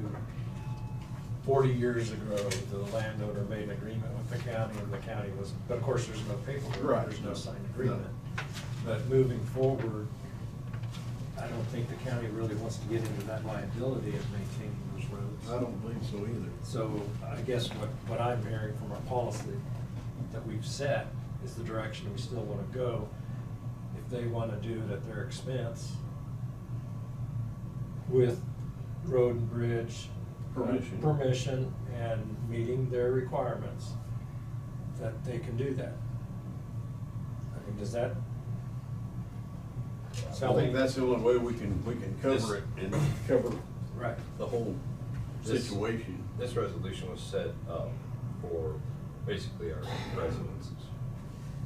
I've been bringing it up with Brad, like I said, a couple of years ago on commercial and industrial, as far as being separate from this resolution, and I just never got there. Well, this says, well, I think it addresses business. I mean, to me, it would apply to any road. it's not limiting it to roads near residences. It just says county employees on any roads, basically. I mean, we could do a separate policy if you want for commercial and feedlots. But I guess what I'm reading from the commission is basically the same approach. Well, I don't know, as far as so for me, I guess it goes further back. If it's a commercial business of any kind that stipulates a daily in and out to conduct business, or a feedlot, or an oil lease, or that road should be rocked. That what addresses what roads get rocked. Okay, so Begin. yeah, that's a different matter, that's Right. not, Right. about the So- request of something. So that's the thing where I'm going with this, is we need to address that core spot that says that one road is rocked and another road isn't, based on what is at the end of that road. And then this policy, this resolution would fit and overlay all of that. But that's where I was trying to get a few years ago, was what dictates getting rock. And for me, it's if you could justify daily travel, emergency calls, fire department, ambulance, needing to get somewhere because somebody is there daily, that should justify a rock road. I think a little bit onto that too is a while back, we had a portion of Rock Road, we had a group of people that did not have a way out in a flooding situation. And we rocked a dirt road to give them access when that situation does happen. Yeah, that's it. So I can understand that. So that You would get hurt kinda- at a feedlot, ambulance can't get there. Yeah. What- Or I mean, school routes when they're asking instead of having to drive around 4 miles, if there's a half a mile we can rock or something like that. That's another thing that we've done. Yeah, well, that's, Bus routes. but I'm talking about just a one-way in. Some of these things got no one-way in. That isn't dirt. If we made one way in on, look at pastures, even, throw pastures in there, throw a lot of different things in there. Well, that's what I was saying. I mean, Does I it think- justify needing to I be in there think- that day? I think this policy gives us the latitude. Yeah, feed yard, you gotta be in there every day. You got livestock that has to be tended to in a feed yard every day. Right. A lot of people will tell you they check their cattle in pasture every day too. Yeah. That's what I'm saying, yeah, we've got that going on. But, oil lease, you don't check on it every day, and you have a leak, you got EPA clear up in everywhere. I know oil leases have been an issue too. We've had people come in, want their oil leases rocked. So, that was 3 or 4 years ago too, so I called it another county that has oil on every mile of every road they've got. And they do not rock oil lease. Now, then they're just back out there patching the dirt road every time it rains, because the truck's gonna go out there, rain or shine. Yeah. So then they just add extra maintenance to themselves by not rocking them. Not really, because for what they're saying is they have less, because if they destroy the road, they can't get to the well. They send their own maintainers out there and level it. Well, then that's another can of worms, because you got independent contractor then grading your road too. Yeah. But this happens all over the state. I know in eastern Colorado, if tanks are gonna fill up and nobody's there to shut the pump down, if the truck don't show, they'll get the dozer out, they'll drag them trucks in, and then you're stuck fixing that. Yeah, it could be one problem. I just don't have a problem if somebody's got a business and they wanna rock the road and pay for it and haul it in, and we not maintain it. A couple of these situations, they've already have access, a partial access of gravel road under mile, but they want to finish the whole mile off to make the whole mile a rock road. In other words, it'd be a shortcut instead of going around a section and so forth. There's 2 of them that I know right now, that's what one would like to have 3/4 of a mile rock, and the other one would like to have 5/8 of a mile rock. Either one of them wants to pay for it? Both of them want to pay for it. As long as they're willing to pay for it, I don't. Yeah, but they should be want us to reasonable. haul it, right? No, Oh, they but don't. one of them wants us to haul it, the other one does not. He's gonna pay for the whole thing and the material as well. I wonder if it would be good to develop a form that when you get those requests, that you can have, have them, you fill out a form and then bring it to the Fill in the commission blanks. for official approval. That way we have something on file that this section, that this request was put in. And it states And it that was right there. approved Yeah, on that this way date. you got documentation going down the road. Kind of like a road crossing What permit. happened? Something like that, yeah. Just a Location, small little application. Doesn't Which have. I thought we had one. I thought we developed one Yeah. when Yeah. when we adopted this policy, so to look for that, but we should have something that you can just get the information, if you think it's acceptable, so it'd be a first approval would be for you, and then approval from the board, and then they can do it. So what happens if the road needs ditches and shaped and all that firsthand? Right. Where do we go there? Is that a road that we normally maintain? We're not paying Yeah. for anything. I mean, if we're not normally Well, maintaining it, not or doing every- the Not every ditches. dirt road may need a ditch cleaned out or Right. We still something. maintain all the dirt roads, doesn't have, there is no road that we don't maintain. Right, but if you rock, if he goes in there and rocks it down, and you wanna go clean the ditch out next spring, you gonna cover his rock? Right. And then after that rock sinks in, who rocks it the next time? You might, Tom, we might take a look back to what we do for the residents, is before they get to do that, if they build a new house back there 3/4 Right. mile, we do go build the base of it. And so, I It's would. just different. Wait a minute.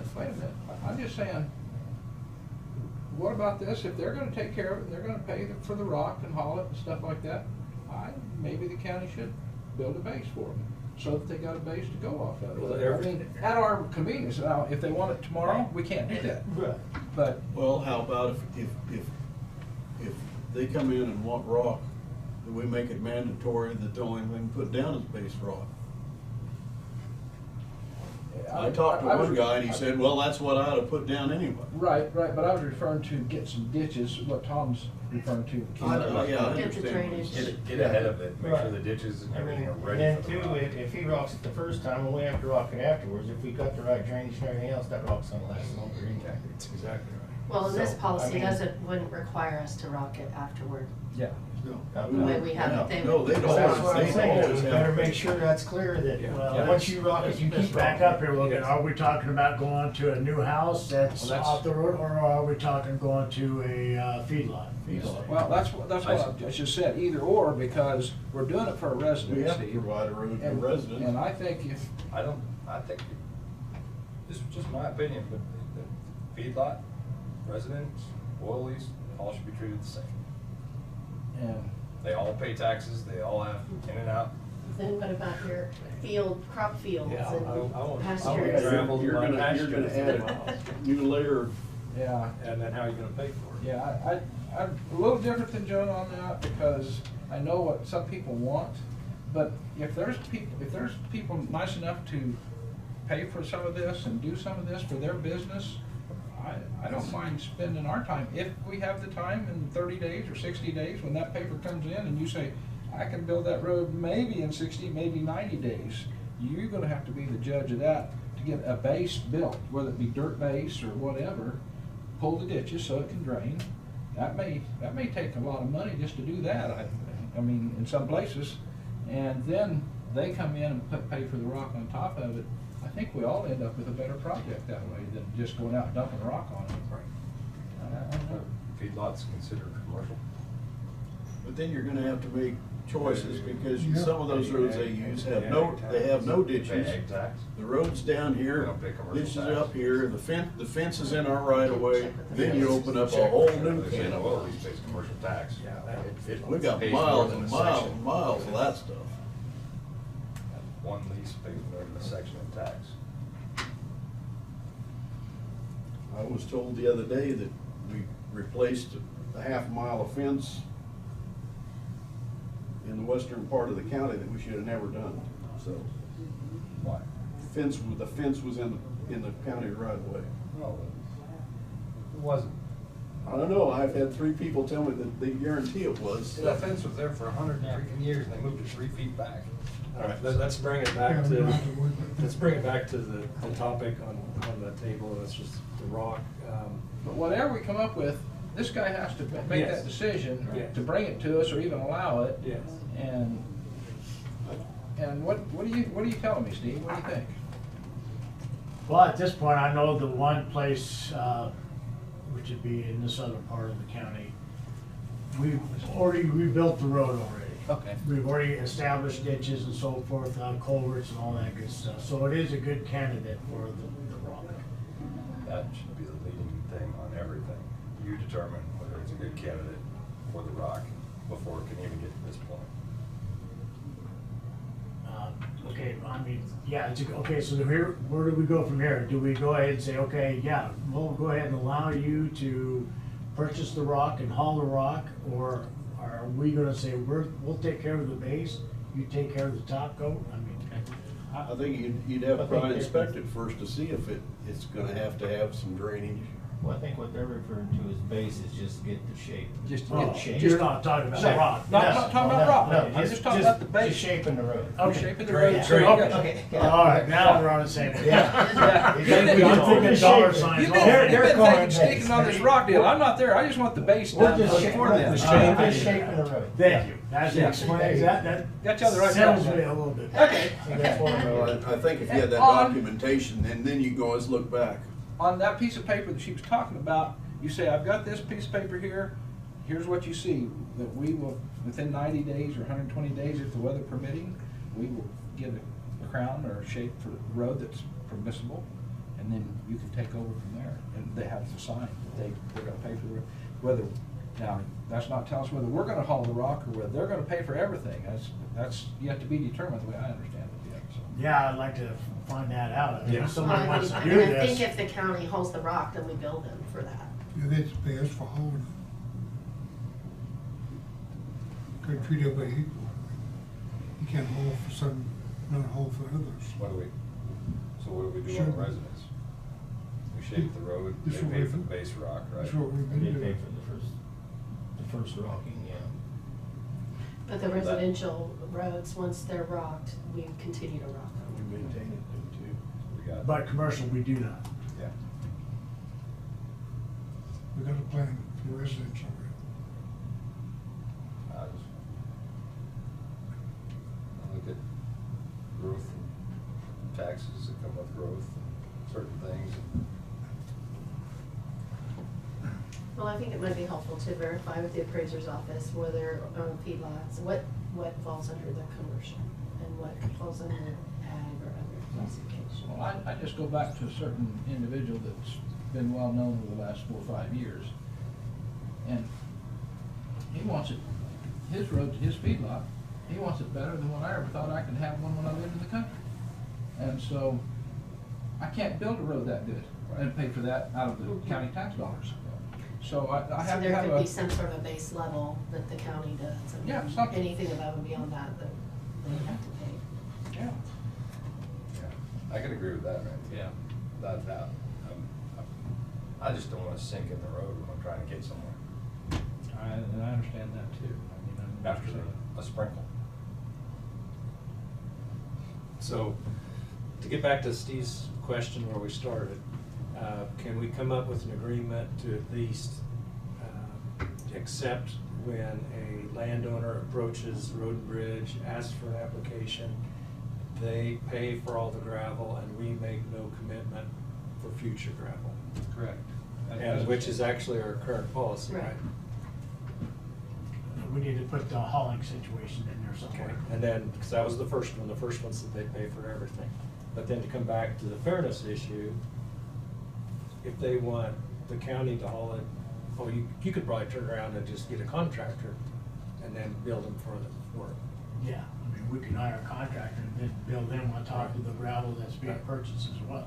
But is there support from the commission? So with that'd the be county? better than tying our trucks up. Well, that's the direction I was going. Is there support for the county paying for the hauling? Or they can pay for their own hauling. They can hire the same contractor, but you're coordinating it. Okay. I guess that's where I'm coming, I'm trying to find if anyone wants hauling paid for by the county, which I Yeah, we could, personally Road and don't. Bridge would just be a coordinator, basically. Right, so the policy would still come back to they pay for the hauling. Yeah. Is that agreeable? Yeah. I mean, I don't see how the county can go wrong with that.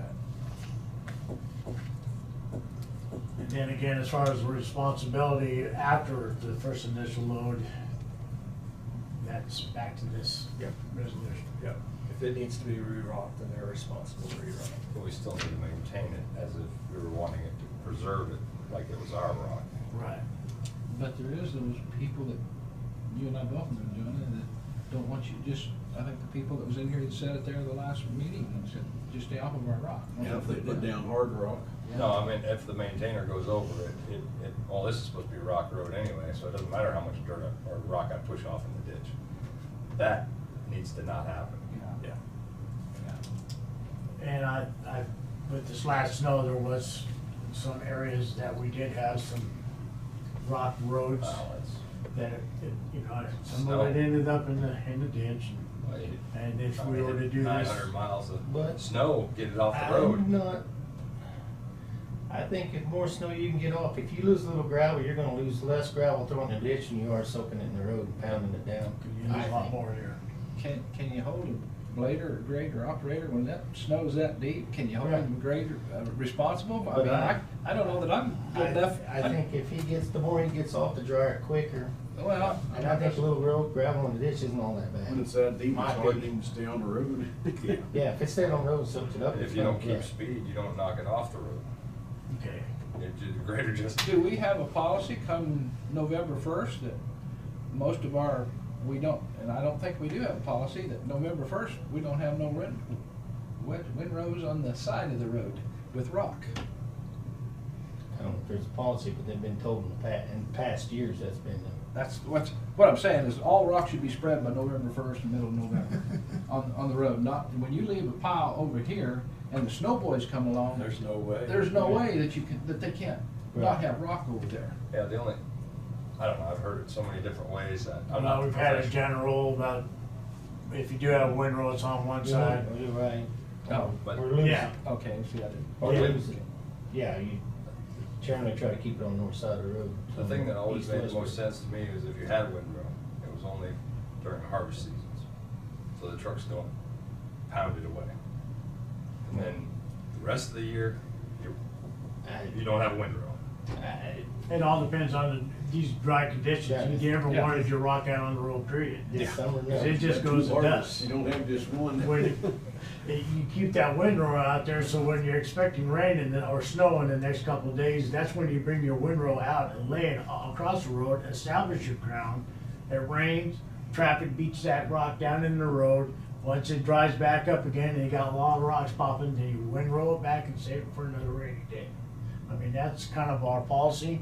Then we also have other ways of, we'll lay half the road out with rock, a layer of rock, and the other half to kind of keep it tight, and also keep the traffic going in one side of the road.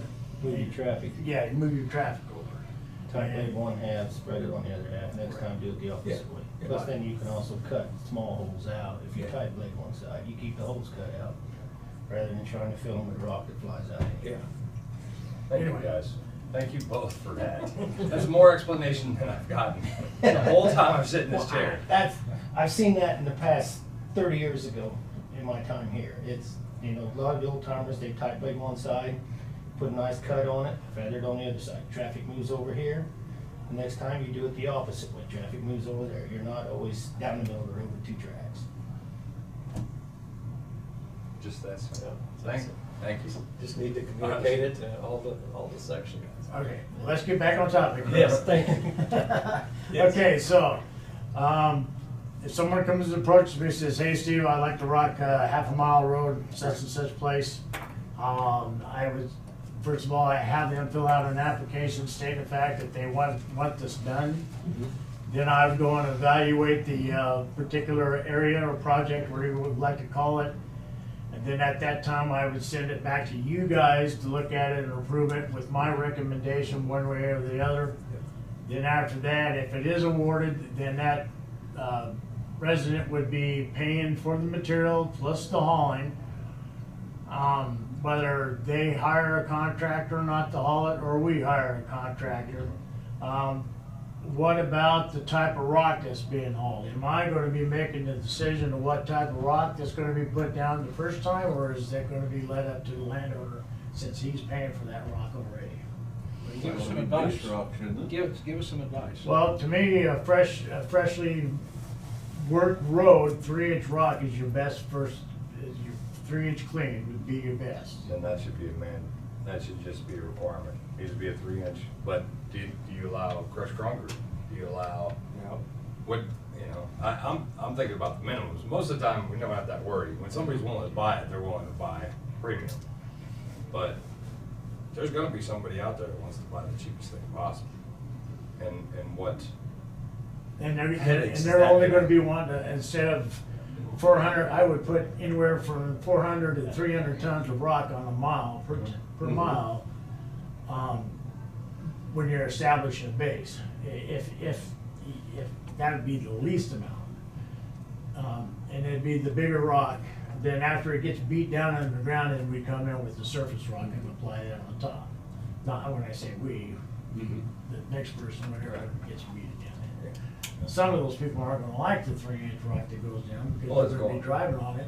it's going on a, what used to be a dirt road, Right. so. What's that cost per ton, you reckon? I would I knew stick- you were gonna ask me I would that. stick with the 3-inch, but the quality, it'd be another thing. 3-inch clean is $12.40 a ton. That's next year's prices. 300 ton per mile. $3,600? $3,600 per mile, Yeah. Just for the rock. just for the base rock. Maybe well worth it. But not hauling. They're gonna add hauling. That's just a rock, yeah. So, And usually the contractors, it depends on mileage or hourly as far as how they bill. I would. It all depends on We where they're put- hauling. we If they're put hauling crushed all the way concrete together down. into the county, then they charge you by the hour. So, 3-inch. Whenever you approve rock to go on, it'd be 3-inch. Okay, so then after let's keep on going with this. Mhm. So then after the rock has been approved, they lay the rock. The rock has been established. Do we work the rock for them, or do they do that themselves too?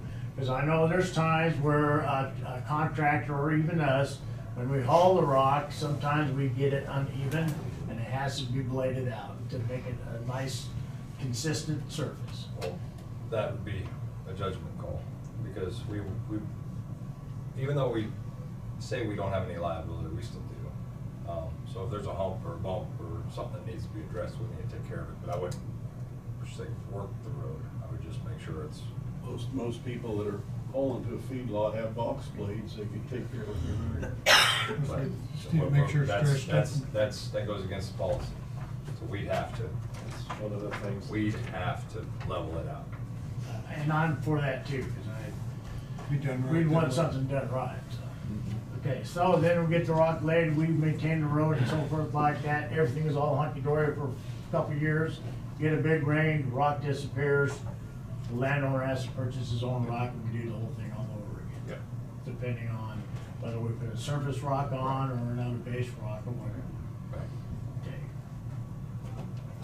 Next to a house or anything? Well, that's too commercial though, right? Commercial. Houses is different. Yeah. Now, from what I understand, houses are, they pay for the initial rock, and after we rebuild the road, or we shape the road, or we establish a base. Right. Okay, then we come in there, put our base rock in, and then, we also put a surface rock in. The person, oh no, they pay for the rock first. Yeah, they pay for the surface rock too. And that's kind of laid out on their building permit Right. process. Right. Yeah, they have to pay that before they get their permit, so. But that's just residents, but, Right. okay. All right, so I got that kind of figured out and understand a lot of that, but, okay, my next question is, okay, what are we gonna do about the people that's had this agreement before in the past? Are we gonna continue to honor that, or are we just saying, okay, from here Show us on your out? Show us your agreement. Do any of them have written, have you ever seen? I know one of them You do, does. you have seen a written agreement? Yeah. If he's got a written agreement, we'd have to look at it. Yeah, a written agreement would be Well, hard to go. not isn't it necessarily. in the minutes, Steve, you said? Mhm. It's in the minutes of a meeting. Okay, It's not written out. It Okay. just says, you know. but it was still a commitment by the commission. There's still a commitment by the commission, Okay. but you know what I'm getting at is, it's not like what we've designated Yes. now. Yes. This person would say, the thing should say what it does. And back there, the minutes just says, we'll take care of it. Yes. And this, Yeah, we probably need to have legal counsel review on those Yep. kind of matters, just to And it's- see where we are. A limitation, statute of limitation or something on Okay. any commitments made, because 2 we years. can't really make a commitment right now for a commission 20 years from now. right. Right. It's even hard to do for next year's commission, right? Because Right. you're contracting them, binding them, tying their hands, when it could be completely different set of eyes up here. So whenever you get bids or have that, we need to probably see that, so we can get the attorney to kind of. Okay, and then what about a current dirt road that at one time was a rock road?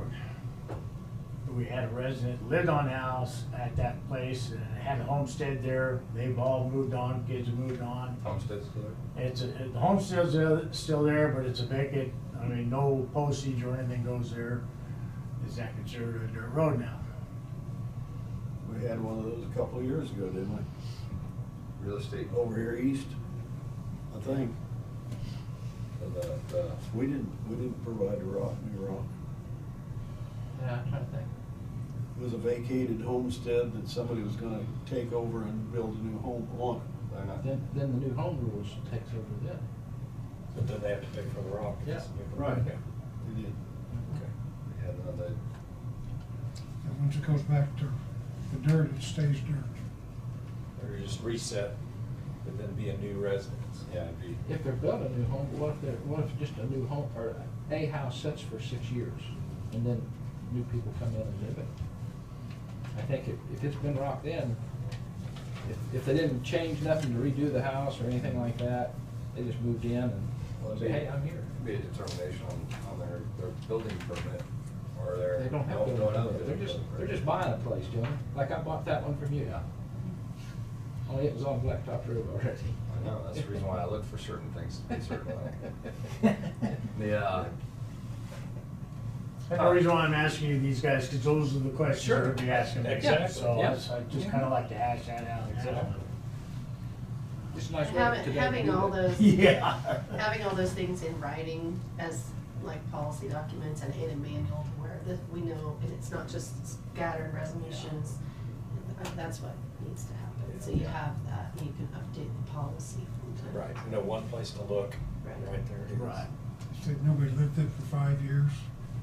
It goes back to original. Yeah, it should be a matching of any commitments you make too. Like, we committed to rock this road and continue to rock it. But that eventually has to run out. Same would go for this house that winds up being vacant. Nobody recommitted, so it ran out. So whatever that timeline winds up being, should be across the board. But if it's not a new build and it's an existing house and somebody just moves in, I mean, I don't think that's necessarily the same. I mean, Well, it's as long as the different- base is in different owners. good condition.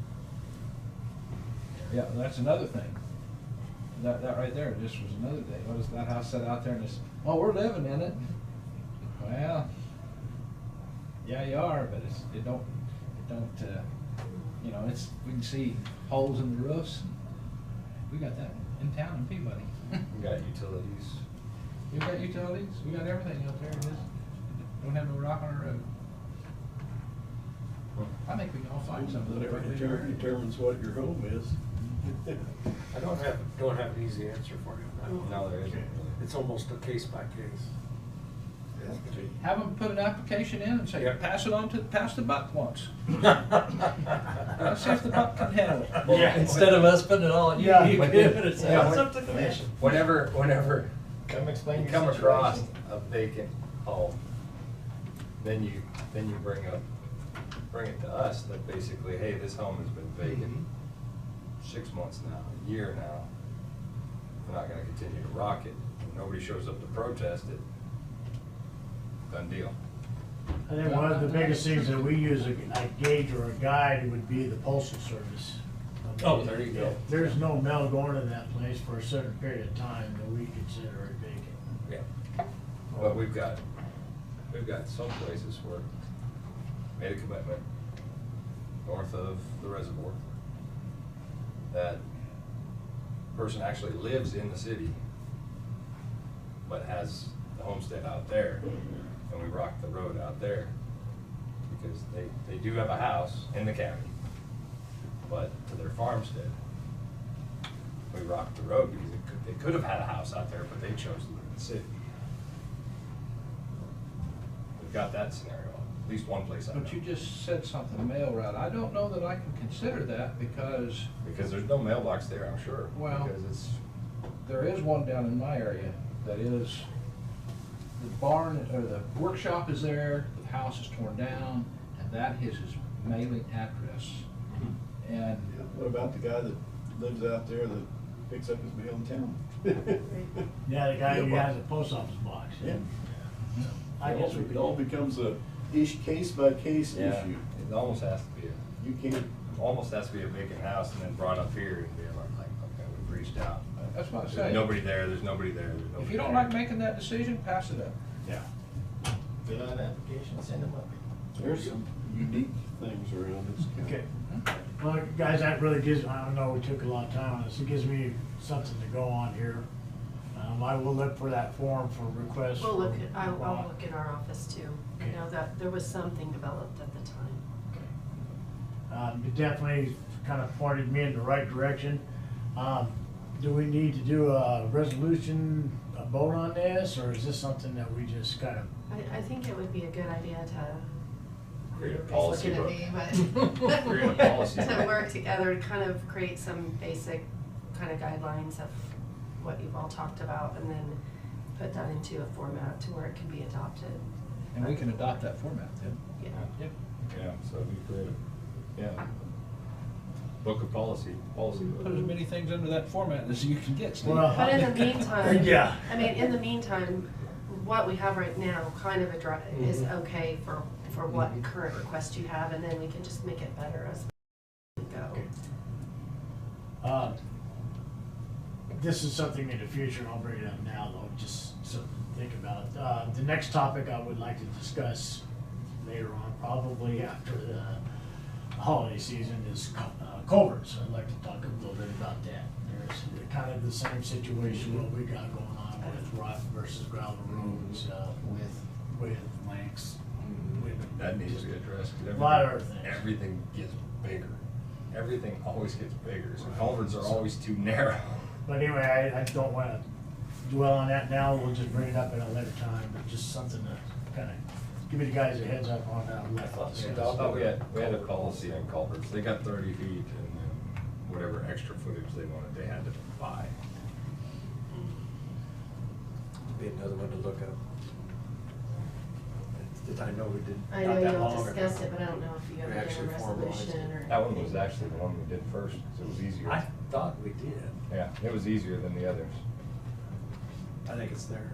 We'll look. We'll look. Well, yeah, I'd also be curious to know if, let's say that I want to have a horseshoe driveway, and Yes, I that's- get the first one, Yes. and for free, but do I pay? Second one you pay for. You Like pay on for the second paper. one. That, we had that discussion. so. Okay. Or field entrance, when it's muddy, I wanna come in over here. Pay for- We limited what, one per half mile, quarter mile? Well, it depends, tracks, so sometimes they're all split Parcel, in. one per parcel. Partial, I think. One per parcel? Partial, I think Okay. that's what it was. Okay, well, anyway, like I said, We'll see if we can find that, and that might help reinvent. I know it was, because We some had- people's got two, Yes. like he, Joan was talking about. Yeah. No, this is, I got it. but anyway, it was partial, so they didn't, if it was on the south end, they could take it out on the south, if it was on the east end, they could take it out on the east side. And it's worth Take paying one. for it. With Oh, yeah. paying for one, yeah. Yeah. Mhm. And I believe there's an application that goes with I it. know there is. It goes with it, and they have to fill it out, so you go out and look at it, validate that it's Size. justifiable. Size. Yeah. There is a request form on that? Seems like it. Seemed like it. Boy, that stuff would have made my life a lot easier if I knew where that stuff was at. Cause I'm pulling things out of the air going, okay, yeah, you can have it, but I don't know, you know, it's. Yeah. We've heard that, we've heard that already, Steve. We've That's heard that. that. Yeah. I had one more thing to bring up. Sure. Are you done? Yes, sir.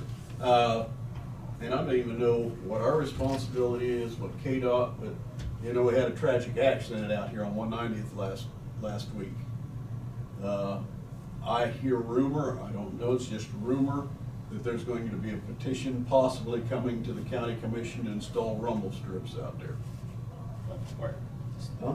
190. Out 190th, 77, we had the fatality accident last week. That's state highway. Yeah. I don't know, have we ever done rumble strips on anything? We just got, the Nighthawk and 190th project just got done with that, putting in brand new rumble strips. I mean, I don't know what the cost is for something like that, or Well, they're coming to us. KDOT would share, doesn't KDOT kind of That's a state highway. That's a state maintain a highway. little bit of the, none of it? It's a state highway. The one on what's the descript, location you said, that's a state highway. 77 and Old That's 56 is. That's 256. 190th is ours. No, that's 256 highway from here to From- Marion to from, 77. Oh, from here Pilsen- out there? Yes. From the Pilsen Road up to the city limits is state highway. Other side of city limits is state. See, I thought we were 77. maintaining that whole strip now. No, they've No. snow removal and everything. The only in part there. of 190th that's paved. Well, I knew we that have- it came down here to this corner, but I didn't know that it went all out. Yeah. Okay. Remington. No, Answer not the our question. issue. Not your problem. Remington to They need Hillsborough to city talk- limits. But we is still ours. might see a letter in support of that. But you know, that's funny, when we had that fog and we had that big collision out there, there's rumble strips in every direction and then the truck driver just went through it anyway, so. Yeah, I don't, you know, when you have something like that, that's first thing that people think, Right. why wouldn't there, Yeah, so, anyway. you know, it's just. Well, guys, thanks, I appreciate it. Well, the same thing goes for stop signs. What was it?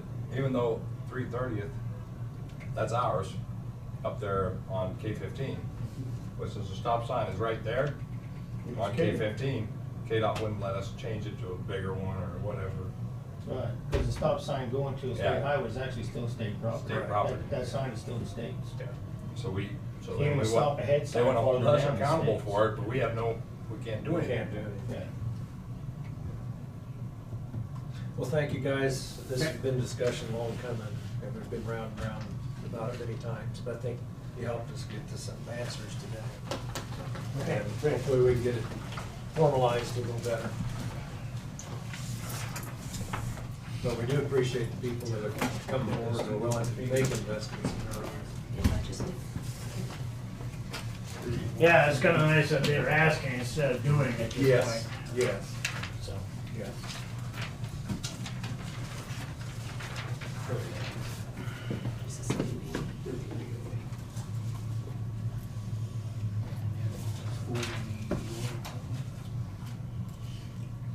But after you two both come in, I didn't realize what the qualifications was for becoming road supervisor. I'm losing my forty. I see. well, it's all the headaches we gotta do. And the grain. And the grain, okay, there you go. Thank you. All right, that completes the regular agenda. Now, a couple of things we wanted to add on. Kent wanted to talk about the lake trailer rental issue.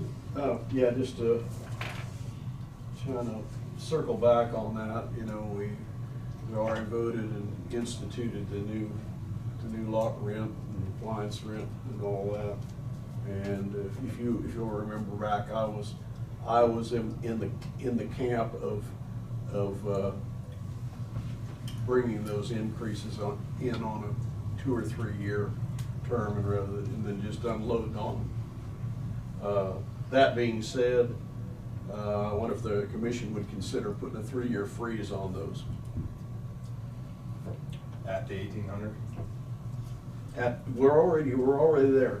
Mm-hmm. We're not going back on that.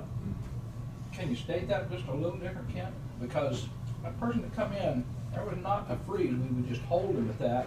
If something happens, that something goes up drastically in the next 3 years, I'm just saying, What's the difference between a hold and a freeze? Well, it was the difference between no, I'm on this side of the fence, Yeah. but there was a freeze, right? They call it a freeze. Yeah. At the 1200, wasn't it? Yes. But yet, that lasted for 8 years. Yeah. Technically, it was frozen there at 1200 for however long, and we just moved it. It was never So revisited. why do we need a freeze? Yeah. We didn't jump it until. I don't think that was actually a freeze. It just never was acted on for 8 years. There Yeah. wasn't nothing on the record No, that said it this was- is an 8-year freeze. What I'm saying, it Gentleman's wasn't a freeze. agreement. It wasn't a freeze. Yeah, we just didn't act on it. I'm just saying formalize it. Yeah. Say, What I okay, did- we want to be straight up with these people. We know we caught up with it in 1 year. How about we'll freeze that for 3 years? That way you can plan, you'll know for next 3 years, this is what your responsibility The is. reason why I don't wanna state it that way is because this person that come in made it sound like that you couldn't even figure those 3 years. Well, we know the cost is gonna go up the next 3 years. If you figured in the consumer price index kept coming up, Yeah. but they never said what the consumer price index was for those 3 years. They're still getting a good deal. Yeah. I mean, But, so, for- I'm just trying to show good faith in people that come up here. And I- They've been here and like I said, most of them are here a long time, they spend a lot of money. If you go out there, if there's one person in that trailer, there's 20 on the holidays. And, I don't think we wanna mess up a good deal. no. I don't disagree with you, Ken, I don't want to be able to be used against the next commission, is all I'm saying. Well, that's why I say, just a fixed time, not say, we're not gonna raise it for Yeah. 8 years, which we didn't really, but there was no freeze, we just didn't act on it. And if it dies for whatever, I just thought I'd bring it up, so. Do you think in the long run, though, Kent, is that a good way, or should we go up $25 a year for 3 years? I'm not saying we would. I think probably that's a better way to do it, Okay. but we caught up all at once. And so, that being said, I'll make a motion that we freeze rental rates for 3 years. Okay, we have a motion on the floor. Is there a second?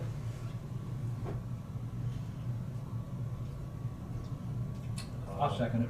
Okay, we have a motion by Commissioner Becker and a second by Commissioner Dahlke, freeze rental rates at 1,800 for 3 years. Is that correct? Correct.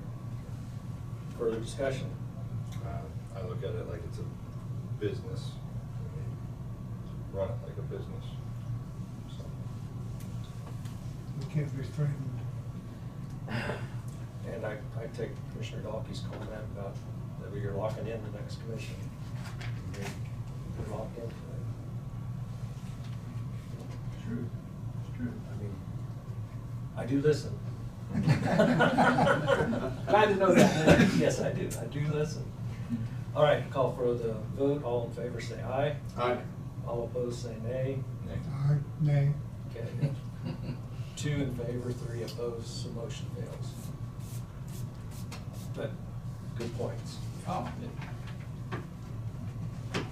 Appreciate that. All right, Randy, you want to talk about bidding process? yeah, a building process and things we're going through, just like the commission's feelings here, let's say a building goes over there and that, for 500,000 over here for storage building or whatever, and we've got the money budgeted in our budget and stuff like that, for just purposes, we don't have no rules laid down to whether we could go to like a cost plus, have a contractor come in and assign him and to build that building and stuff. It may be the person we'd want or something like that, but we don't have no rules that says that we can do that. We've always, and the jail was voted on by $2 million project. So we don't have a limit up here. Maybe if we had a contractor that was in this town and built jails and he come in at less than $2 million, could we do that as a commission, just without going to a public vote? And well, I'm looking at dollars wise, I'm looking at structures that were built, building, and I'm just sort of trying to get a feel here. I'm gonna ask one other person here just to throw their 2 cents worth in, because they know more probably about it than I do, and that's this lady sitting over here. That's our county clerk right now. And just give us any feedback either way that you're thinking of, Tina, if you have any at this time, that on what could happen, whether we could pass a motion or. Well, let me ask you this first. Why do you even bring them up unless you think that our building project with the health department is gonna be way overblown? I mean, what's the purpose? We've set a limit on a building project there. I'm just looking at other things. When this same question has always come up, whether you could go out and get a contractor and hire him a contractor without bidding it, is the bottom line. Yeah. That's what I was trying to understand what you were asking. Yeah. I put it together right after you said that last. Yeah, cause I mean, if you do a design build, or whether you do an architect build or whatever else, to me, the appropriate way to go would be to bid that process. So even, you would have to have contractors bid to do the design build. Okay, so you know, there's my first step. The thing is, there's not a big pool, am I right? Well, it's, yeah, so you know. I mean, just so that you don't you're have your not favorites, automatically going and you're with. going with somebody. Yeah, Yeah, so yes, that's. So there we go. That's the answer. You get a design build. But And Just just comes some- in. Bid. And But some there's- projects, depending on the funding of it, if you're using federal money, sometimes they don't Yeah, there allow be you some to requirements. do a cost plus or design build option. But on a project where you can, it's gonna be best for you to offer that opportunity to bid that to multiple contractors, and Well, not just I agree have with one that. in mind ahead. Yeah, I agree with that.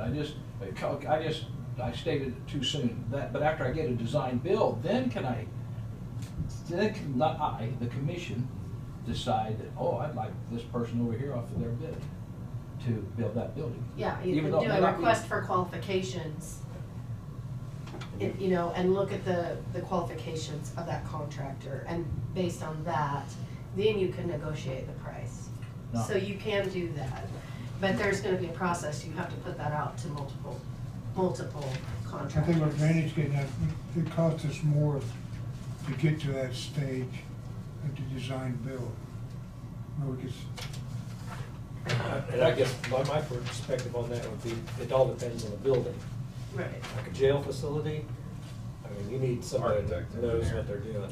If it's just trailer storage, I'd see that as a much simpler That's different. project. But again, it comes back to, I think Tina is saying, even if you do the simpler process, it still needs to be open for request for qualification or bid. And then there are ways that you can set that up within a purchasing policy that the county adopts.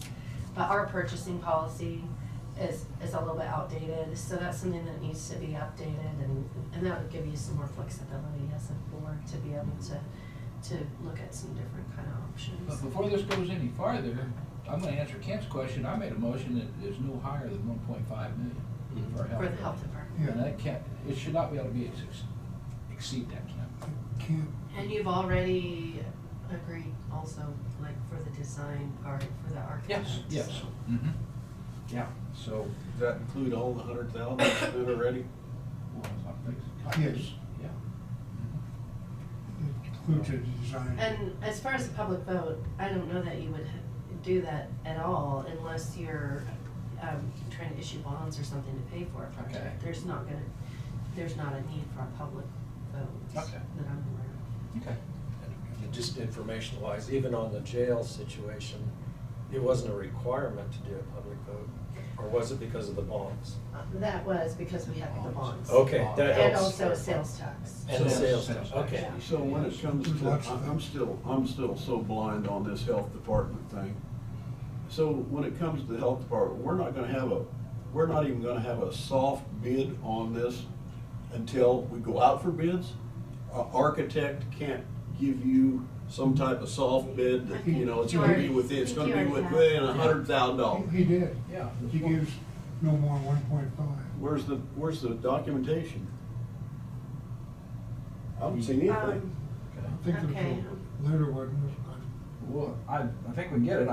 We saw it, so Well, I mean, if yeah. yeah, but I mean, Yeah. where's the document for the rest of the commission? The agreement's already been made, so I guess I don't quite know where you're going. I think that wasn't that presented, that our estimate of cost Cost, yeah. before you made the motion to go ahead and proceed with it. I thought it was, but. I can go back to that motion date and try to look for that documentation and provide it. Yeah, I can go back and look through my file too. That was what their estimate was to come in at. All right, anything else on your question? No, that's it. I just want, so, we don't have that very often, but when it comes up. Yes. you know, just sort of have a plan to attack something. Yeah, that's very good. All right, the next one I had was give the commissioners a chance to talk about the Kansas Association of Counties Convention. Someone want to start? Oh, I will. I was able to make it the first 2 days. My third day, I had a thing come up. Couldn't make it the third day. But the things that I realized this year, and I missed the last 2 years, I haven't been. But they're attacking some things that's going back to, clear back to when I first started as a county commissioner, and that's the LAVT, ladder tax. LAVTR.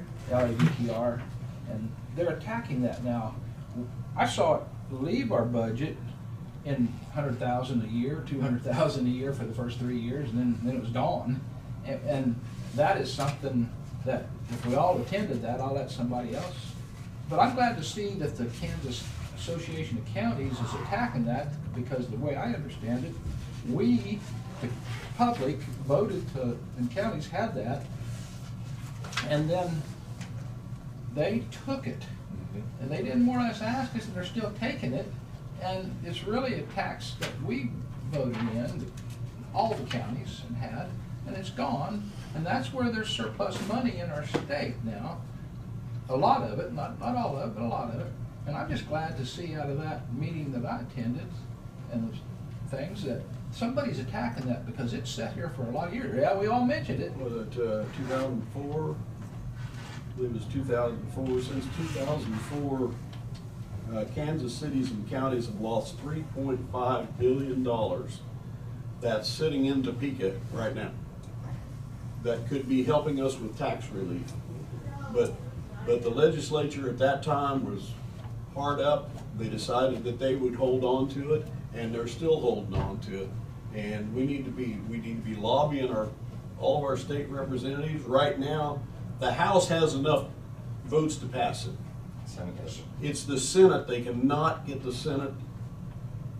It's kind of like in Washington. Can't get the Senate to do anything. But there is consensus. Like I said, the House they think has enough votes to actually pass it, and that would help us give some tax relief to the taxpayers of this county. And so I'd like to see us. The KAC has a toolbar on our website that we could download some of that information onto the county's website. I'd like to see that happen. I'd like to see the local paper get educated on that and do an editorial on it. Our people just need to know how much money is sitting up there in Topeka that for some reason they don't want to. Well, last year our governor wanted to give everybody a $900 rebate. And that would have came from that fund. Well, that wasn't the appropriate way to do that. Give us tax relief, don't give us cash. My understanding is it'd be about, for Marion County, 3.5 mils. Right. Yeah. If it was an act, Definitely. that's direct property tax relief. Definitely Go to could be Marion used for tax counties. relief. So- But for some reason, the senators in Topeka think that that will become our slush fund instead of theirs, and they don't want to give up on it. So I spoke with Jay Hall a little bit about it, KAC, and I asked him to come up with a common resolution to bring across to all counties in January. So that way everybody passes the same resolution, 105 countywide. Then that resolution's gonna state when, if that money comes back to the state, where it goes. It goes directly to people's property tax. Therefore, once we pass that resolution, newspaper probably will help us on this. They will tell us, or tell the constituents that we passed a resolution, that if we get that money, it will go Directly wherever- to tax relief. Yeah, and then that creates your grassroots that brings forward everybody awareness, understanding of what we're talking about. So I'm looking forward to hopefully that coming out before January, so it's ready for us to pass. But we also need to be talking to their state senators Yeah, about this. but when you get 105 counties passing the same resolution, that's gonna 104, be there's one county that doesn't belong to well, Kansas. that, it doesn't matter, they're gonna share it. There's 2 counties that don't. 2 counties. No, 3. There's 102. 102. 102 out of 105. But they're going to give it up to those Well, counties yeah, too. everybody gets it. So That'd be good. that's going to hopefully create a movement. That's my 2 cents. I took it to that level. Any other comments on the conference? That was the That was main the thing main I was one, there yeah. for that day. Yes, there's one other one. Yes. And I've got some information to hand to Tina about, I don't know if any of the rest of you attended Bill session? No, I didn't go to it, but Okay, that's a session that grants for infrastructure. infrastructure and stuff, and there's a lot of $1 million out there that's available, but you gotta go work for it. It's not, just because the state has it, they're not gonna pass it on down to us. But if you find the right subject, you can apply for a grant and see if your project fits in that grant. And there's different I'm gonna get that information, I guess it's still home. So. I got it. Okay. I'll share it after the meeting. Okay. But it's. That's I think under Tina's the, probably already got it. the I wouldn't mind bipartisan having it, 'cause infrastructure. a lot of that, infrastructure That's- stuff and all of that, I haven't really been keeping up with it because I haven't had time to look into it, and it's Yeah. beyond my It's- scope at the moment. Yeah, it's, And if it's you don't play with it all the time, the yeah, that search bars- website, she was up there doing this, and this, and this, and I Yeah. thought, yeah, this is for somebody that does this full Well, time. no, And I if mean, you wanna share that back. I played around with it a little bit on my own, and it's like, I find out all this stuff that's great for somebody else, but it is not fit anything for me, you know, so it's difficult to navigate. Well, it and seemed- maybe, you know, at some point, the county could contract with somebody, like, for instance, the individual that came Yeah. and presented a couple weeks ago to I think- you all. I think That's we one That really might should be fix an that. option with some of that. It's one reason why the urban counties always have a foot up on the rural counties, because they got 2-3 people just sitting there doing that all day long. Okay, John, if you get that to Tina. Yeah. Good. But I would, you know, like after missing 2 years, I was entertained for 2 days and was happy. I mean, sometimes you don't get a good conference, but this one happened to have a lot of. Wasn't part of the conference, it was socializing afterward, but Nemaha County did get an administrator this past year. Oh. Wilson County did have one, he's still there. They're both like counties smaller than us, just wanted to, they pursued it, they had they went through the same steps as us. Okay. Good. That's good. Yeah, found their finish line, well, their beginning line. Their beginning line. So. A lot of small counties, way smaller than us, have gone to 5-member commissions too. Well, and it comes back to the comment about the infrastructure grants. It's just everything that the county deals with is becoming more complex and there's more issues. And if we're not organized, just like road policies, you know, if we have the time to devote, it saves us time and it'd make everything better for everybody. I think there are a lot of areas within the county and government structure that we have where we need, and it's something that we've needed for a long time, is an administrative manual, you know, that Yes. outlines all our current policies that would be given to the departments. Yeah, it's not just. Plus, that bipartisan infrastructure bill is not rural friendly. No, it's not. Just because of the firewalls that are in there. quote-unquote firewalls. It's, from what I picked up on a lot, and like I said, I didn't really spend a lot of time on it, but you can shape a lot of those brands. Like, a lot of them are built around, like, environmental and health and certain things, but everything has a environmental or health impact. You just gotta make sure you spell that out in your grant application. All right, Tina had brought up that we have another application for EMS director. We'd like to review in executive session. 5-10 minutes? 5 minutes, fine. Okay. I move that we recess into executive session in order to discuss application for EMS director pursuant to KSA 75-4319B. That'd be item 1, personnel matters, not elected personnel performance, with Commissioner Tina for 5 minutes, 3:05 to 3:10. Second by Commissioner Gehring. All in favor say aye. Aye. All opposed say nay. Motion carried. We will be back at 3:10. I'm gonna be buying my own track. It's up there. It's always moving. It's up there. I'm gonna screw it to the. No, I have been running one place to another all morning. I was a little worried when you brought the camera in today. I thought, what? Did I miss the memo? And don't check the film This too quick. conference will now be recorded. So don't check the film too quick. Okay, we're out of executive session, no decisions made. So just a second, I'm not sure why this didn't stop, this stopped and it hasn't started again. It is being recorded, didn't it? Yeah, but that's on the, just the computer meeting. Oh, I can't see my screen. Roger Holt out there whistling Christmas music. Oh. Screwed up the camera. No, I'm not quite sure. That's all right. That's why we have the. Okay, out of executive session, no decisions made. Before we adjourn, I would like to give a big shout out to the clerk's office and Tina for a fantastic job on the Christmas project, the employee Christmas Saturday night. The entertainment was awesome, the food was good, it was very good fellowship, and I think the employees really appreciated it. So I know there was a lot of work went into it. And the extra mile when things fall through and you didn't notice. Yes. You heard, somebody told you, but you wouldn't have known. Never would have known. Good.